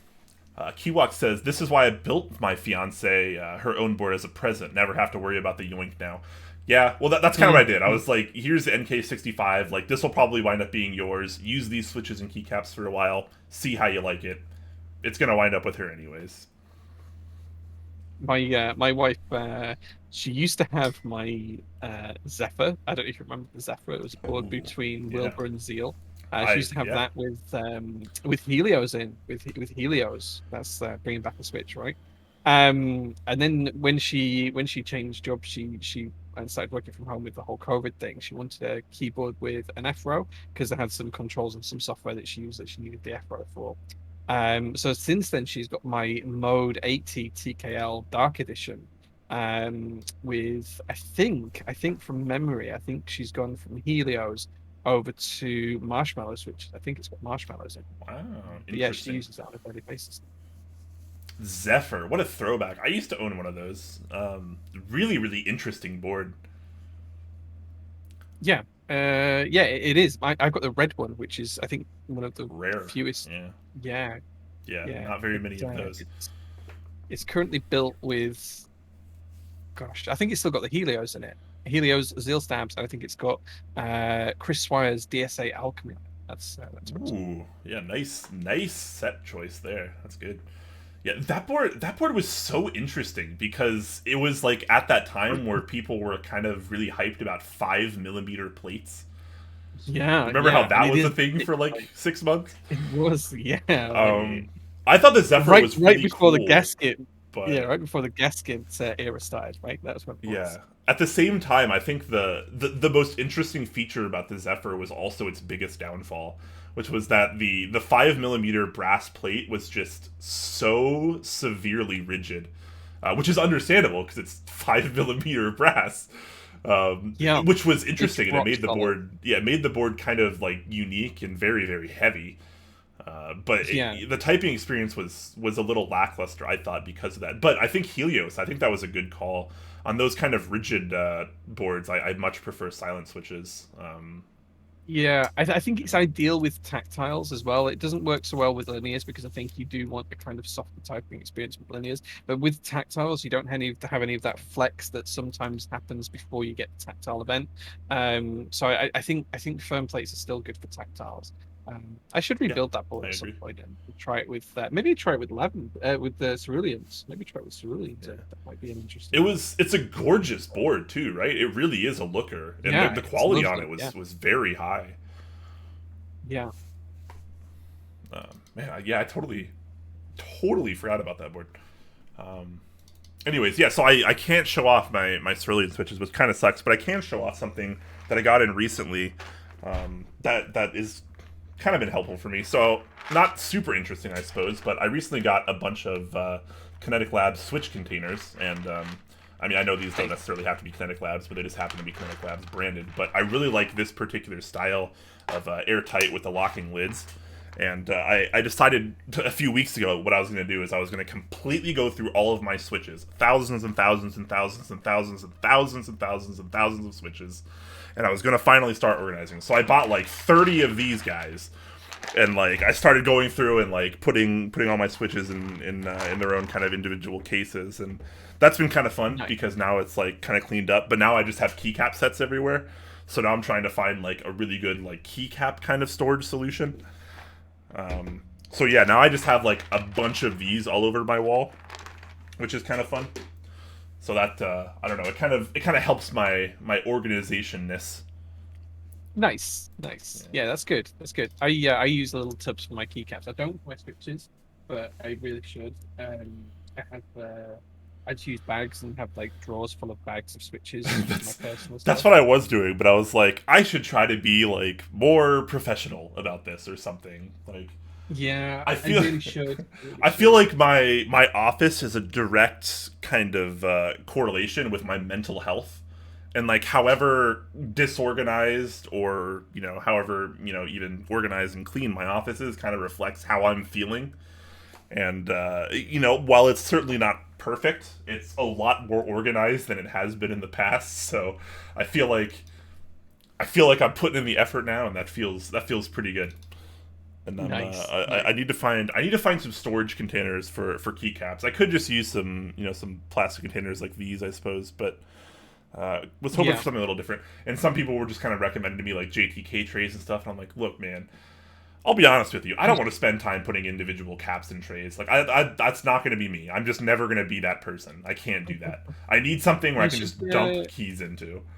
You should do mason jars. So I have this for switches. So I have like a collection of odds and ends. Whenever I finish the build, I put the switches into a jar, and I have this mason jar. But you could get jars like this. You can get short ones that are about yay high or yay high. But they have like pop up, fully airtight, sealable. Yeah, they're really cool. Those are nice because my random bag of switches, like switches that I only have like a couple of each, I kind of just put all in this one enormous bag, which is kind of interesting. So like, there's just name a switch, and there's a really high chance it's in this bag, barring some like more obscure alt stuff. That's pretty much what this jar is like. Yeah, I have an Alps plate spring switch right there. Kind of random, but like nice. It's just like this enormous bag of switches that is just kind of like outcasts. So I need I do want to get like a big mason jar, because I think like a mason jar in particular, like you were suggesting, with a bunch of switches in it, is like one of the best desk decorations you can have as a keyboard enthusiast. Is that? It's fantastic. How cool is that? It's beautiful. Looks It's so awesome. This does have a practical thing as well that I'm going to use it for. So I don't know if you remember, Brian, but can you remember what my worst board of all time was? And it's something that I've never built. Do you remember this? The one goodbye that I regret doing. Yeah, the Doro 67. Okay. Yeah, so it was scuffed as hell. One day I'm gonna build that, and I'm just gonna blindly pick switches out of this jar to put in that board. And we're just going to go with whatever falls into whatever key slot. Like, there might be a clicky on cap slot. There might be a linear on space. There might be something tactile around ASD. Who knows? They might be different weights. They might be different styled switches. Who knows? We'll just see how that goes. But that's one thing I'm going to do. I'm going to build the ultimate kind of Harlequin styled board with switches. Yeah, you know what they say, Jay. I mean, a bad keyboard should also require some bad switch choices. And I think there's few switch choices as bad as switch vomit, which kind of used to be a thing for like a couple minutes, and then we realized that was the dumbest thing ever. But that's just how that goes. I'm bringing it back, Brian. I'm bringing it back. That's what we're gonna do. We're gonna do a stream at some point where. I love it. I mean, I've even got some prototype T1 switches in here that KBD fans sent me ages ago. You know what, Jay? I'll do. We can do a dual stream. I'll do this with you. I'll find a board that I can build, and I'll just grab handfuls of switches, and we can see what happens. We should absolutely do that, because I think that's going to be. It's going to make a terrible board even worse. Oh yeah. But it might make it so bad that it's actually good. Wow, there's no way they could come full circle with that. At best, it's like something you can put on your shelf and you could be like, hey, look how stupid this is. That's like as best as you can go. It might look kind of fun. I'm gonna have to put Handabite on it, right, as well. I'm gonna have to put Handabite on it as a keycap set, just because of all of the. That's gonna have to be the way. No, goes, right? You know what's even better? You should put multiple profiles on it. Brian, genius. I've got some old SP grab bags that have everything from G20 caps to DCS caps to SA caps. G20, yes, please. Yeah, it's got everything in there. I've got some old grab bags with that. I've got about 15 kilograms of old grab bag caps that I can do. Perfect. You know what, Jay? It gets better. Mix stabilizers as well. Oh, yeah, I could do that. I've got loads of different stabilizers, like loads of like odds and ends of stabilizers. Yeah, can you imagine a stabilizer wire that's got like a Zeal insert in I like a cherry housing with a vintage wire or something like that? That could be really weird. It could be really weird. If the board actually functions, I think that'll be an enormous victory. Oh, it'll function. We'll get it Use working. different We'll lube? get it. No. You can't spend precious time lubing when you're doing this big of a meme. I'm sorry, you just can't. Yeah, yeah. Like some of these switches might be lubed if I lubed them for the board that I was building at the time. Because what this is just there's like a collection of like 2 or 3 leftover switches. Because when I prep Exactly, switches for yeah. a board, I'll always do 2 or 3 more just in case I Yep. drop one on the floor or one doesn't actuate or whatever. I always do a couple more, and this is all of those that are left over. So there's everything from a pack of V2s to box Jades to box navies, to TTC golds to speed pinks to mod M's to there's a Speed pinks. Hirose in here. Yeah. Amazing. There is some Alp switches. There's even some of the old Fey switches, a H1 switch in there, an MX Brown, yeah, some Zelios. There's all sorts in here. There's all sorts of switches in. MX Blues, and MX Clear though. We're talking about MX Clears earlier on. MX Clear.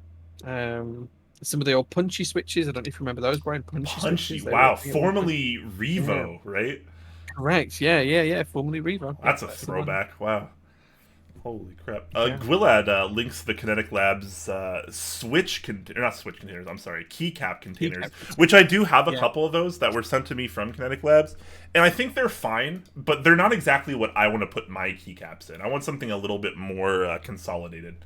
Um, Sure. Although I think these are kind of good for other things, because I guess I can kind of show it to someone that might not have seen these before.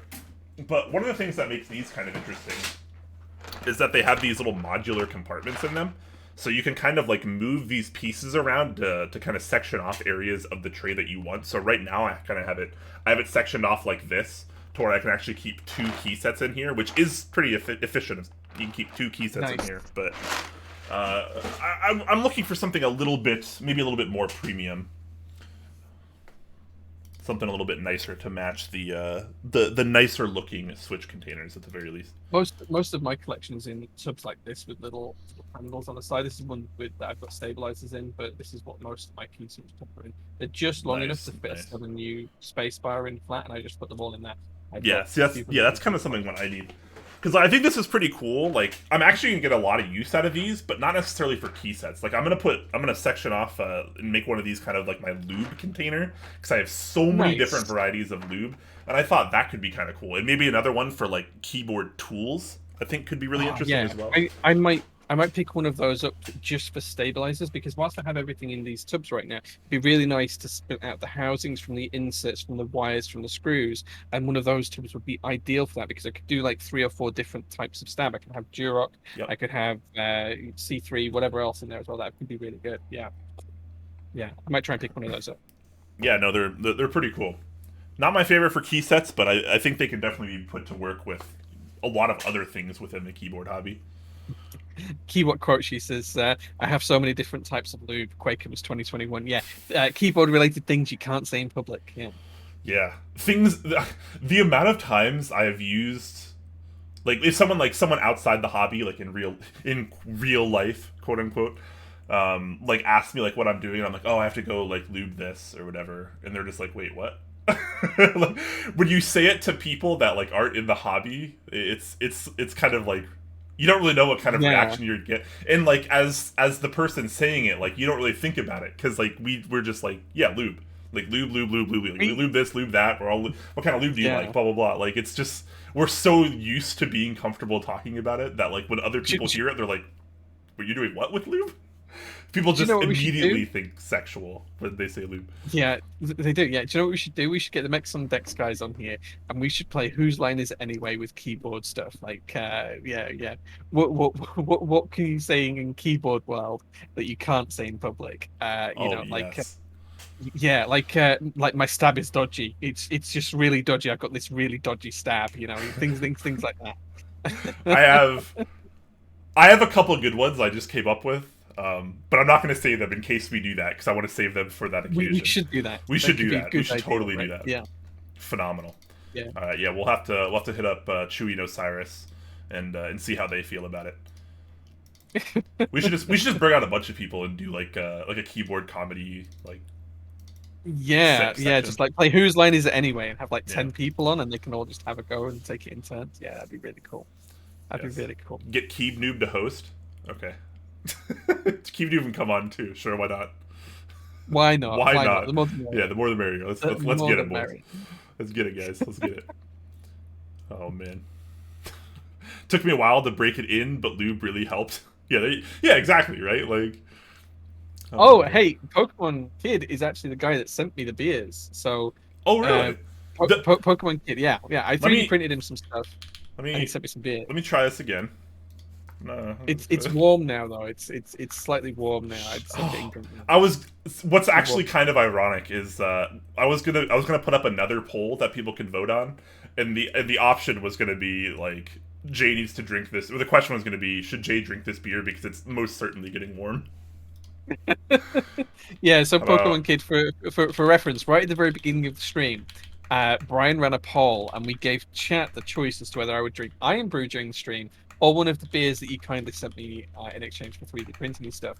And chat chose quite sensibly that I would not drink and I would have a soft drink rather than an alcoholic beverage. So yeah, so that happened. Chat was overly disappointingly adult about the decision. Hold on, I got some. Here we go. All right, here's the new poll, guys. We just let that. No, I'm not. Feel free to feel free to vote on that poll if you want, but it's whatever. Static Age says so. Quakeums has a lube collection and wants more wood. Got it. Yes, I want more wood, and I need to start using some of these lubes because I have so many lubes, so many that I haven't even used yet. I haven't even tried to experiment with these lubes. We're all grown-ups here. Yeah, hopefully you are grown. Hopefully you are. I'm not drinking one. You're not drinking one. Oh my god! It's a waste of good beer. Like, it sounds really nice. It sounds lovely. A salted caramel chocolate stout. I want to enjoy it when it's nice and cool, not when it's hey room man, temperature. that's totally fine. We'll let chat decide. Oh, it's totally fine. We'll just let chat decide. Right, I see how it is. Brian. I've got you on them. Don't worry, chat's being responsible again. All right. Good. Fine. Be responsible. Whatever. All right. Well, do you have anything else to show off, Jay? I do have one last thing that I want to show and tell about. Yeah. Sure. So the last thing I have is two parts that do happen to fit together that came today, although they were purchased for me by a friend individually. And this is going to form part of my F1 ATEX collection. So I have 3, 4, 5, 6. This will be my 7th F1 ATEX. I have them in black, blue, navy blue, burgundy, white, a few other colors as well. But this one's a little bit special because this one is a polycarbonate base, which is really, really nice. And the top case is completely unanodized and just freshly milled aluminium. So this is raw aluminium straight out of the CNC machine. And I'm going to build this as a fully working board soon. But the cool thing about this is because the top case is completely bare aluminium, what I'm going to do is I'm going to actually etch a pattern in using my laser cutter onto the top of this and have it as kind of like two different sides to it. So I'm gonna polish it up first, and then what I'll have is like have a polished area and then a matte area where I've laser blasted the polish off and taken it back down to the actual natural aluminium finish. So it's going to end up with like a whole covering of a design across it, and we're going to do that in the next couple of weeks. So I'm probably going to do that as a bit of a workshop stream, which I'm really looking forward to. But I was blown away by this because there's a few things I wanted to call out. Like on the polycarbonate, you don't often see this, but all of the screw holes for all of the weights that go on the inside, these have all got helicoils inside them. So we're never going to strip the plastic or anything else like that. It's really nice and neatly milled. And I'm just going to have a real blast in making this something super cool and fun and custom. I'm going to polish up this aluminium and then we're going to laser etch it. So Sour's been helping me come up with a pattern for it, and I think it's going to look really, really cool. Yeah, I'm really cool, and it's really cool. I'm really excited to get this built sometime soon. That's spectacular. I didn't even realize you had so many of that board. Well, I mean, not Yeah, that configuration, dude, obviously, but the board itself. it's by far my favorite TKL. Like for the money, for the price, it's the best bang for buck board I've ever had the look of experiencing. Like it's How just so good. much? Like How much were they? um, I think they were like $360, $400, something like that. Not very Pretty expensive good at all. for They, they, kits they're these days. going for they're going for significantly more in the aftermarket. Sure. But luckily, I have Socialite in my friend circle. Big thank you to him who keeps an eye out for all of the ones that are selling in Korea or places like that he's able to access the markets for. And when any come up, he lets me know. So yes, I've got an e-white one. I've got a black one. I've got a navy blue one. I've got a burgundy one. I've got a silver one. I've got this new one. I think I've got 7 and so on. So yeah, really, really excited for this one. Jeez, you have more of that board than I bet most of chat has boards in their collection. Yeah, I know. I know. It's really bad. I know. It's okay, Jay. I think I This have more of this this. is I think I have more of this board than any other board. like There's a couple of boards I have multiples of, but this one I have more of than any other board. I I completely believe it. Sure, Fortuna, thank you so much for the 19 months, man. Happy Friday. Yes, to you guys as well. Hopefully all of you are having a delightful Friday, just as we are. Brody is asking, what plates do you have? Oh, I'm sure Jay has them all. For the F1, Yeah. I've got one that's plateless build. Or I've got the little standoffs to make it a plateless build. Thank you guys for voting that I don't drink warm beer on stream. Thank you very much for that. I appreciate that, guys. Only 7 of you voted, so it doesn't really matter. But yeah, thank you. So I've got that. I've got aluminium in. So they're not all built as well, but I only have 3 of them built. You should send one to I me have. to build for you. Sure. Okay, we can do that. I can send I it. have yet to experience that board, and you've been speaking so highly of it. I'm so curious. Cool. Okay, I will send you one and some switches, and you can build it. That's no problem. We will definitely do that. I have a carbon fiber plate coming for one of them. I have aluminium for a couple. I have a brass plate as well that I had made up. I have some POM plates I cut myself on my laser cutter. And I have a polycarbonate plate coming as well, which might get used in the one I just showed a few minutes ago. So I've got a few different ones, yeah. But I think I've got, I think in total I've got like 15 different plates from different materials, maybe something like that. The most common one being aluminium, but yeah, there's some really nice ones. Very nice. Yeah, that's nice. What's your? Do you have like a favorite configuration of that board yet? I've only got 3 of them built. And out of the 3 that are built, the one that I have on my desk that I'm using right now, and people are going to cringe because this is ANSI layout and it's not ISO.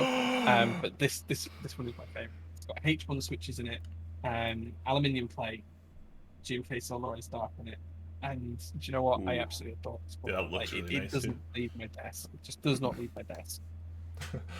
ANSI. What kind of ISO user are you, Jake? Oh my lord. Yes, I know. The actual specific PCB in this one doesn't support ISO, and the plate that I had with this one doesn't support ISO. One of the other ones that's built is ISO. The carbon fiber plate will be ISO. This silver one that I showed a few minutes ago, the silver polycarbonate one, this will be ISO as well.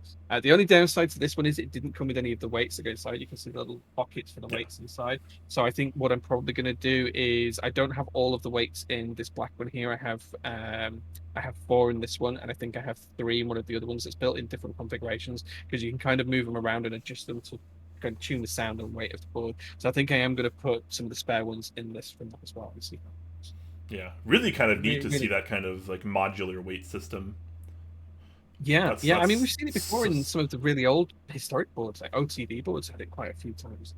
It's just nice to bring back some of that. And one of the cool mods that I've seen is actually in some of these pockets at the front, people have actually put batteries and made them wireless and stuff like that, and used the space here to make them wireless and have just weights in the other side. But yeah, it's pretty cool.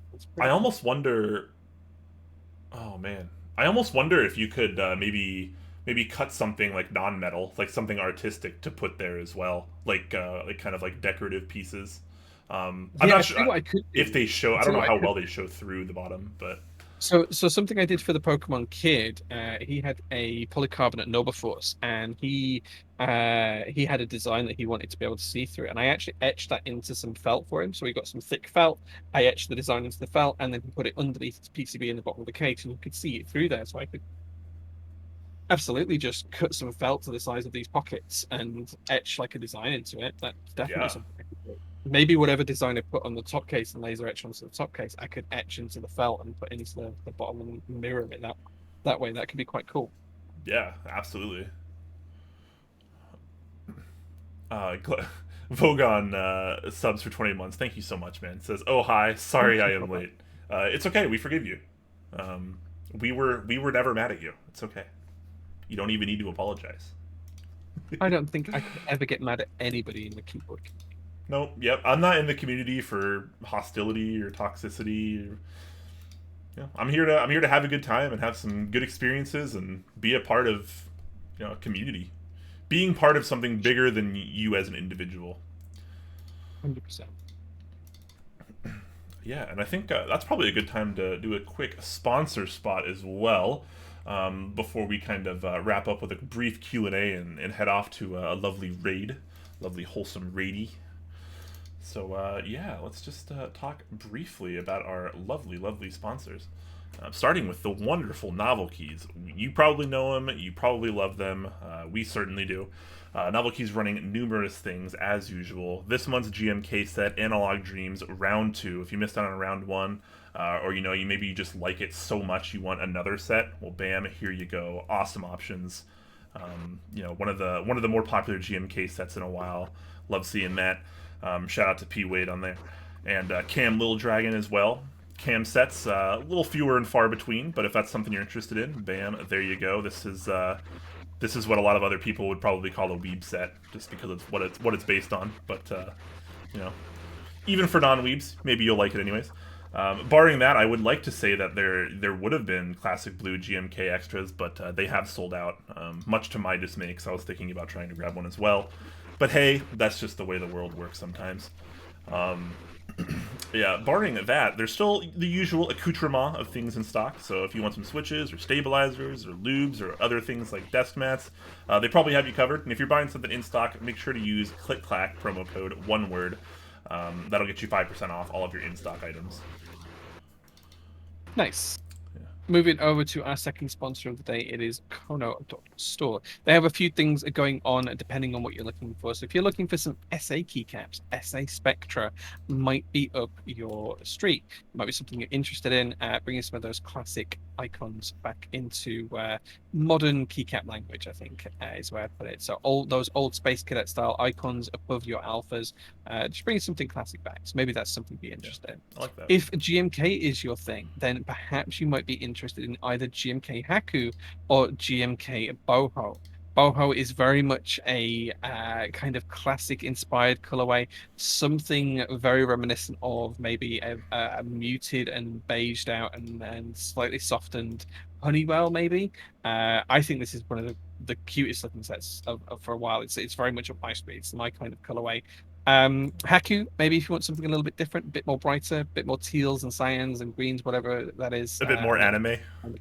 Yeah, maybe a bit more anime. That might be up your street. Some wonderful novelties though, even though I'm not quite sure what it's based on. There is some really great novelties on there. Yes. So maybe that's something that could interest you. I don't think it actually says it, but just based on the name and the fact that they end the group by with a Hayao Miyazaki quote, I think this is based off Spirited Away.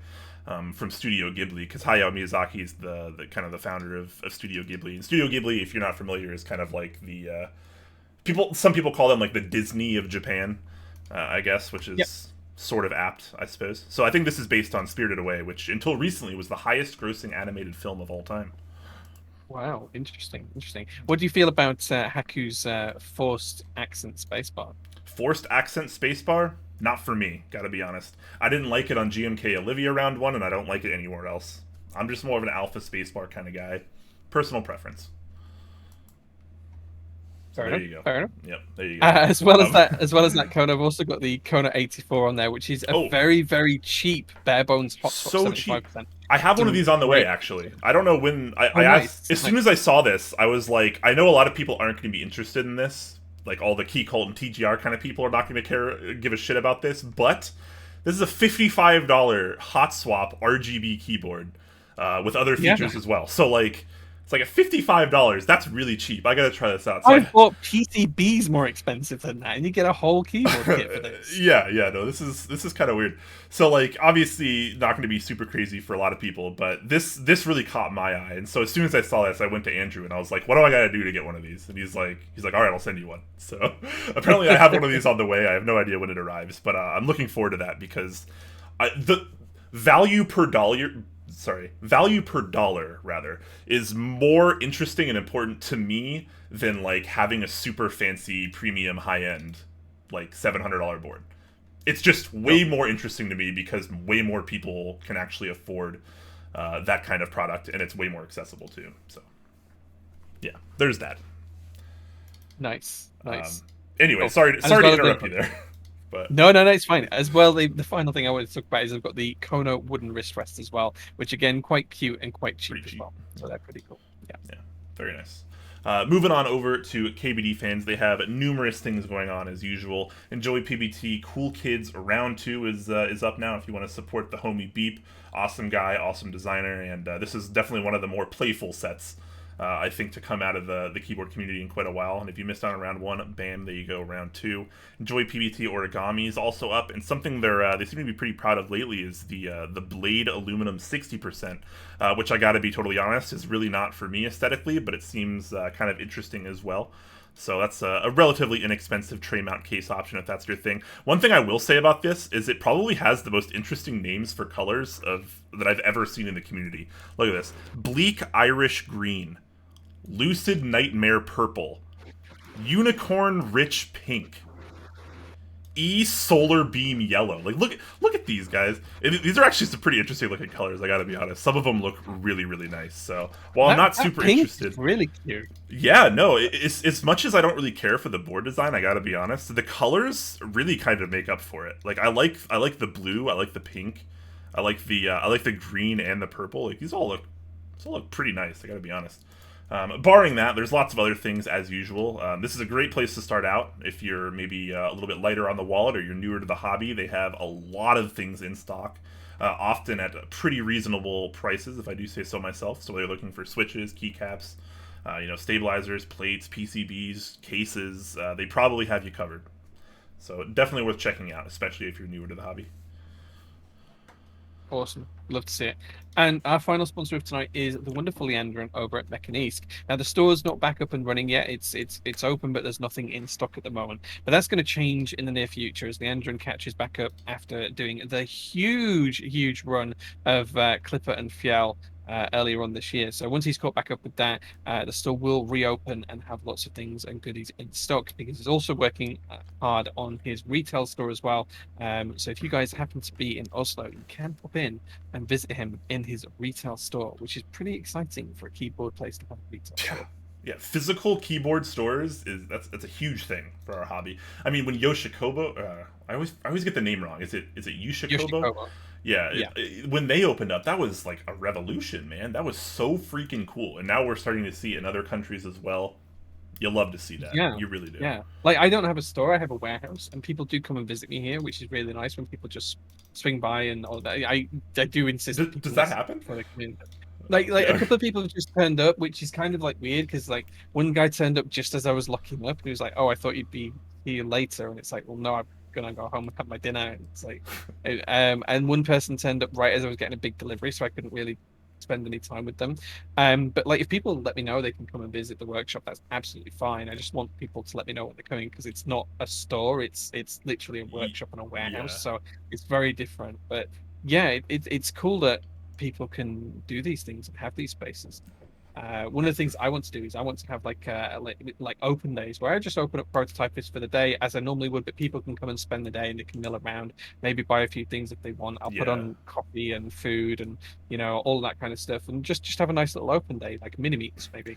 If that sounds so much better than like That's such a phenomenal idea, and it sounds like so mundane and like expected, but at the same time, like if I had that in my city, I would be there every single day.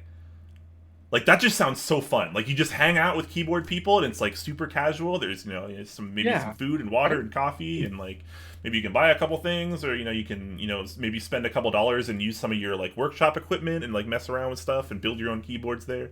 Little like work stand. yeah. That sounds phenomenal. That sounds like exactly the place I want to be as a keyboard enthusiast.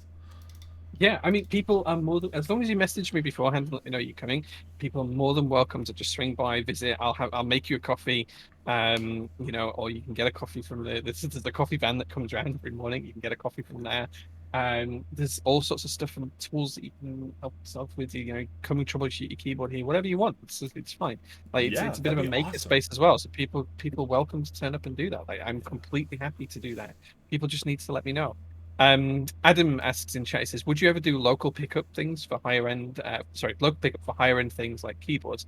Absolutely. So you'd have to buy through the site as normal, but then if you know it's in stock and I'm in the middle of packing it and you want to come and collect yours, as long as you ask me beforehand, I give you the approval, you're more than welcome to just come by. And if you pick it up, I'll refund your shipping when you pick it up. That's fine. That's not a problem. Nice. Yeah. Yeah. So always make sure you're doing it with Jay's approval. Yeah. Because I'm not here Yeah, because all the time. Like sometimes I don't start until later on in the day if I have other errands to run, and sometimes I leave early if I've got things to do, and sometimes I have to go to meetings like with my accountant or whatever, or suppliers and things. So I'm not always here, even if I am working, and I'm not always here on a weekend. Like I do have other things outside of keyboards to do, but yeah, like as long no, as you you let me know don't. you're coming, to let people come in. Yeah.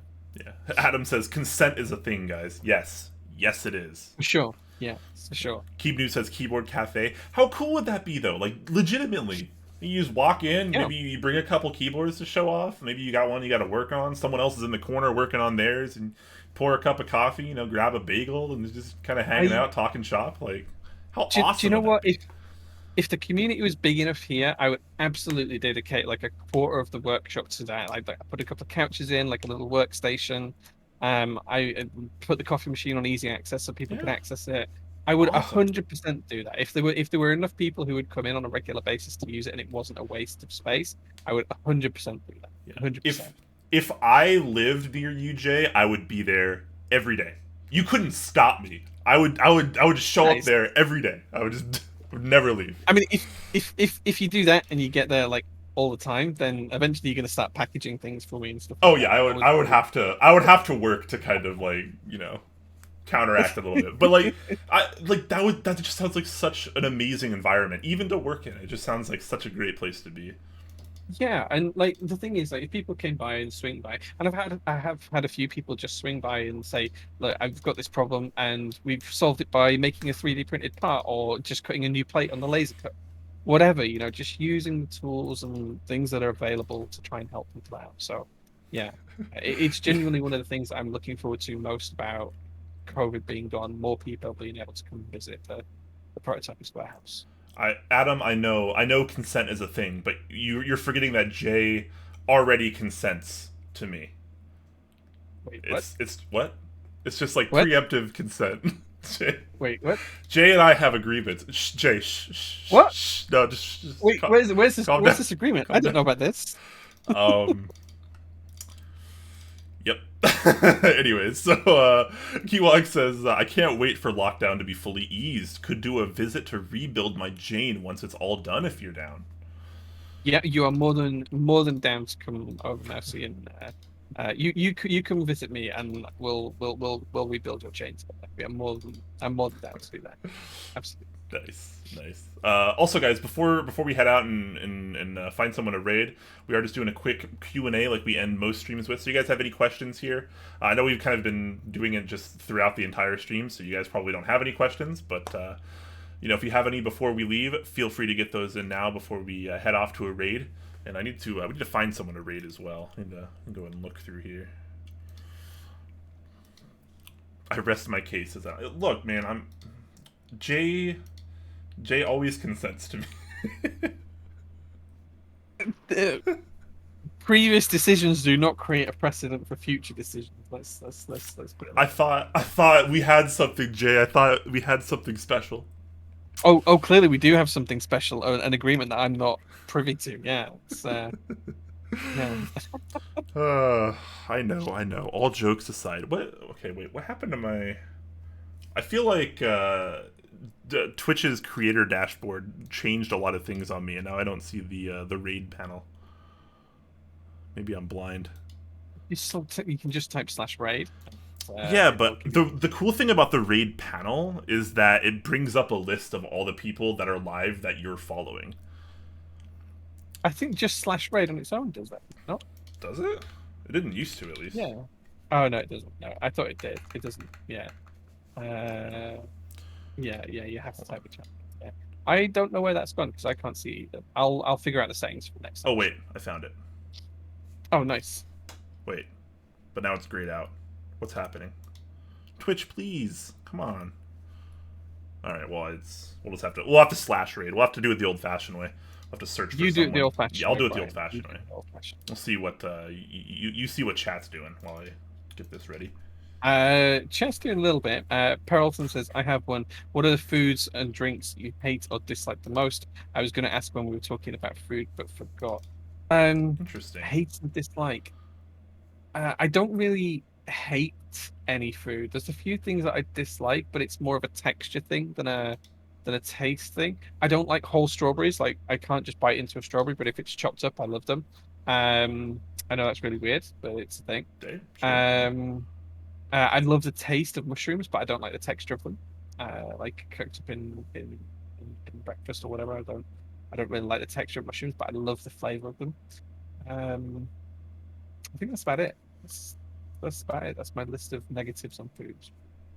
Nice. Yeah, man, it's kind of weird. Usually people don't believe me when I say this, but like, there's not really food that I've had that I don't like, unless it was like intentionally supposed to be bad, or like overwhelmingly spicy, for example. But like, I just like all food. I'm not allergic to any food, and anything that I've eaten like reasonably, I would totally eat again.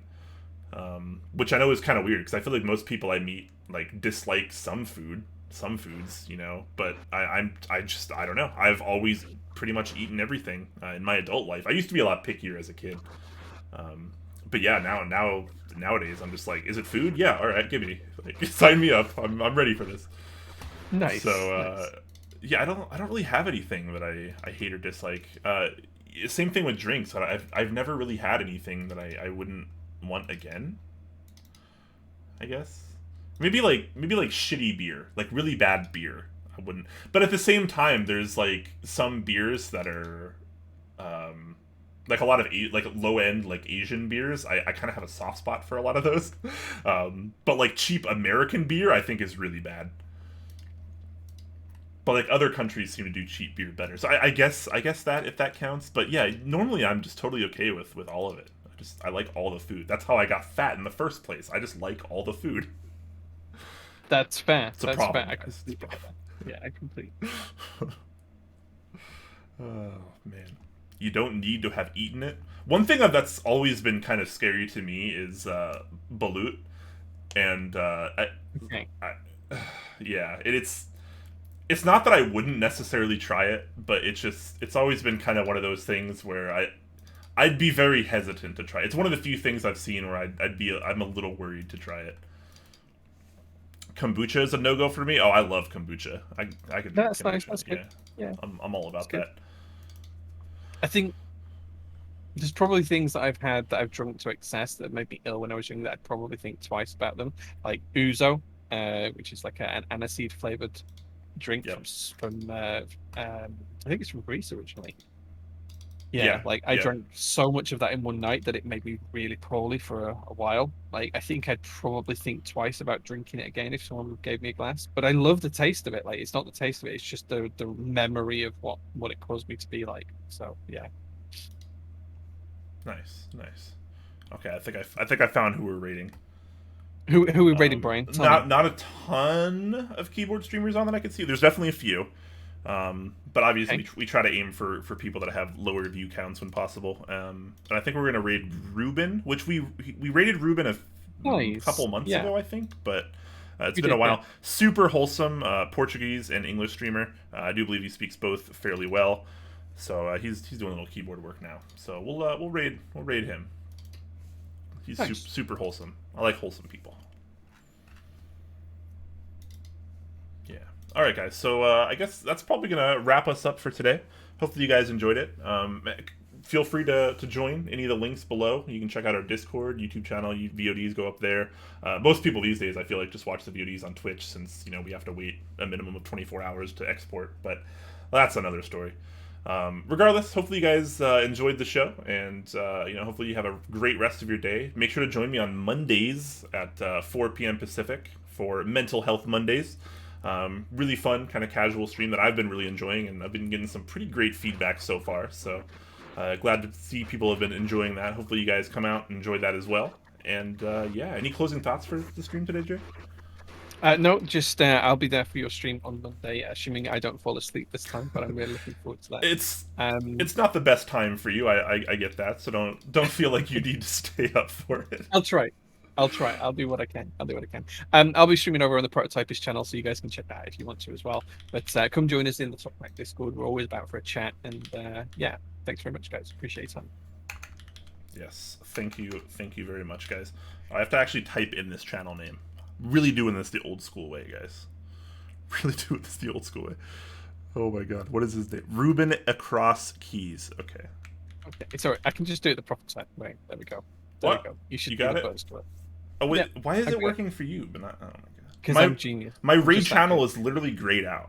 I get the I'm red just that circle good. and the cross, and oh my god, what the heck? Don't worry about it. Don't worry about it. You should see the button there. You should be able to click. The Yeah, button. you're good now. You're good. I'm just gonna wait. I'm gonna wait a few just for more people to kind of join the raid that want to, and then we'll hit that raid now button. Just a second. Keep Noob says see you later. Adam says thank you. Yeah, thank you guys so much for watching. Appreciate it. Thanks. Until next time. Yeah. Good to see you back to the Friday talks. Yeah, as long as we don't keep breaking our backs and having all sorts of other issues, we should hopefully be good. Yeah, we're getting old. We're becoming boomers, not just in keyboards, but outside of keyboards as well. All right, guys. Let's get ready for this raid. We'll go say something wholesome. Make sure to say something nice, even if it's quite literally just something nice. So yeah, let's go have some fun, guys. Enjoy the rest of your day. Thanks.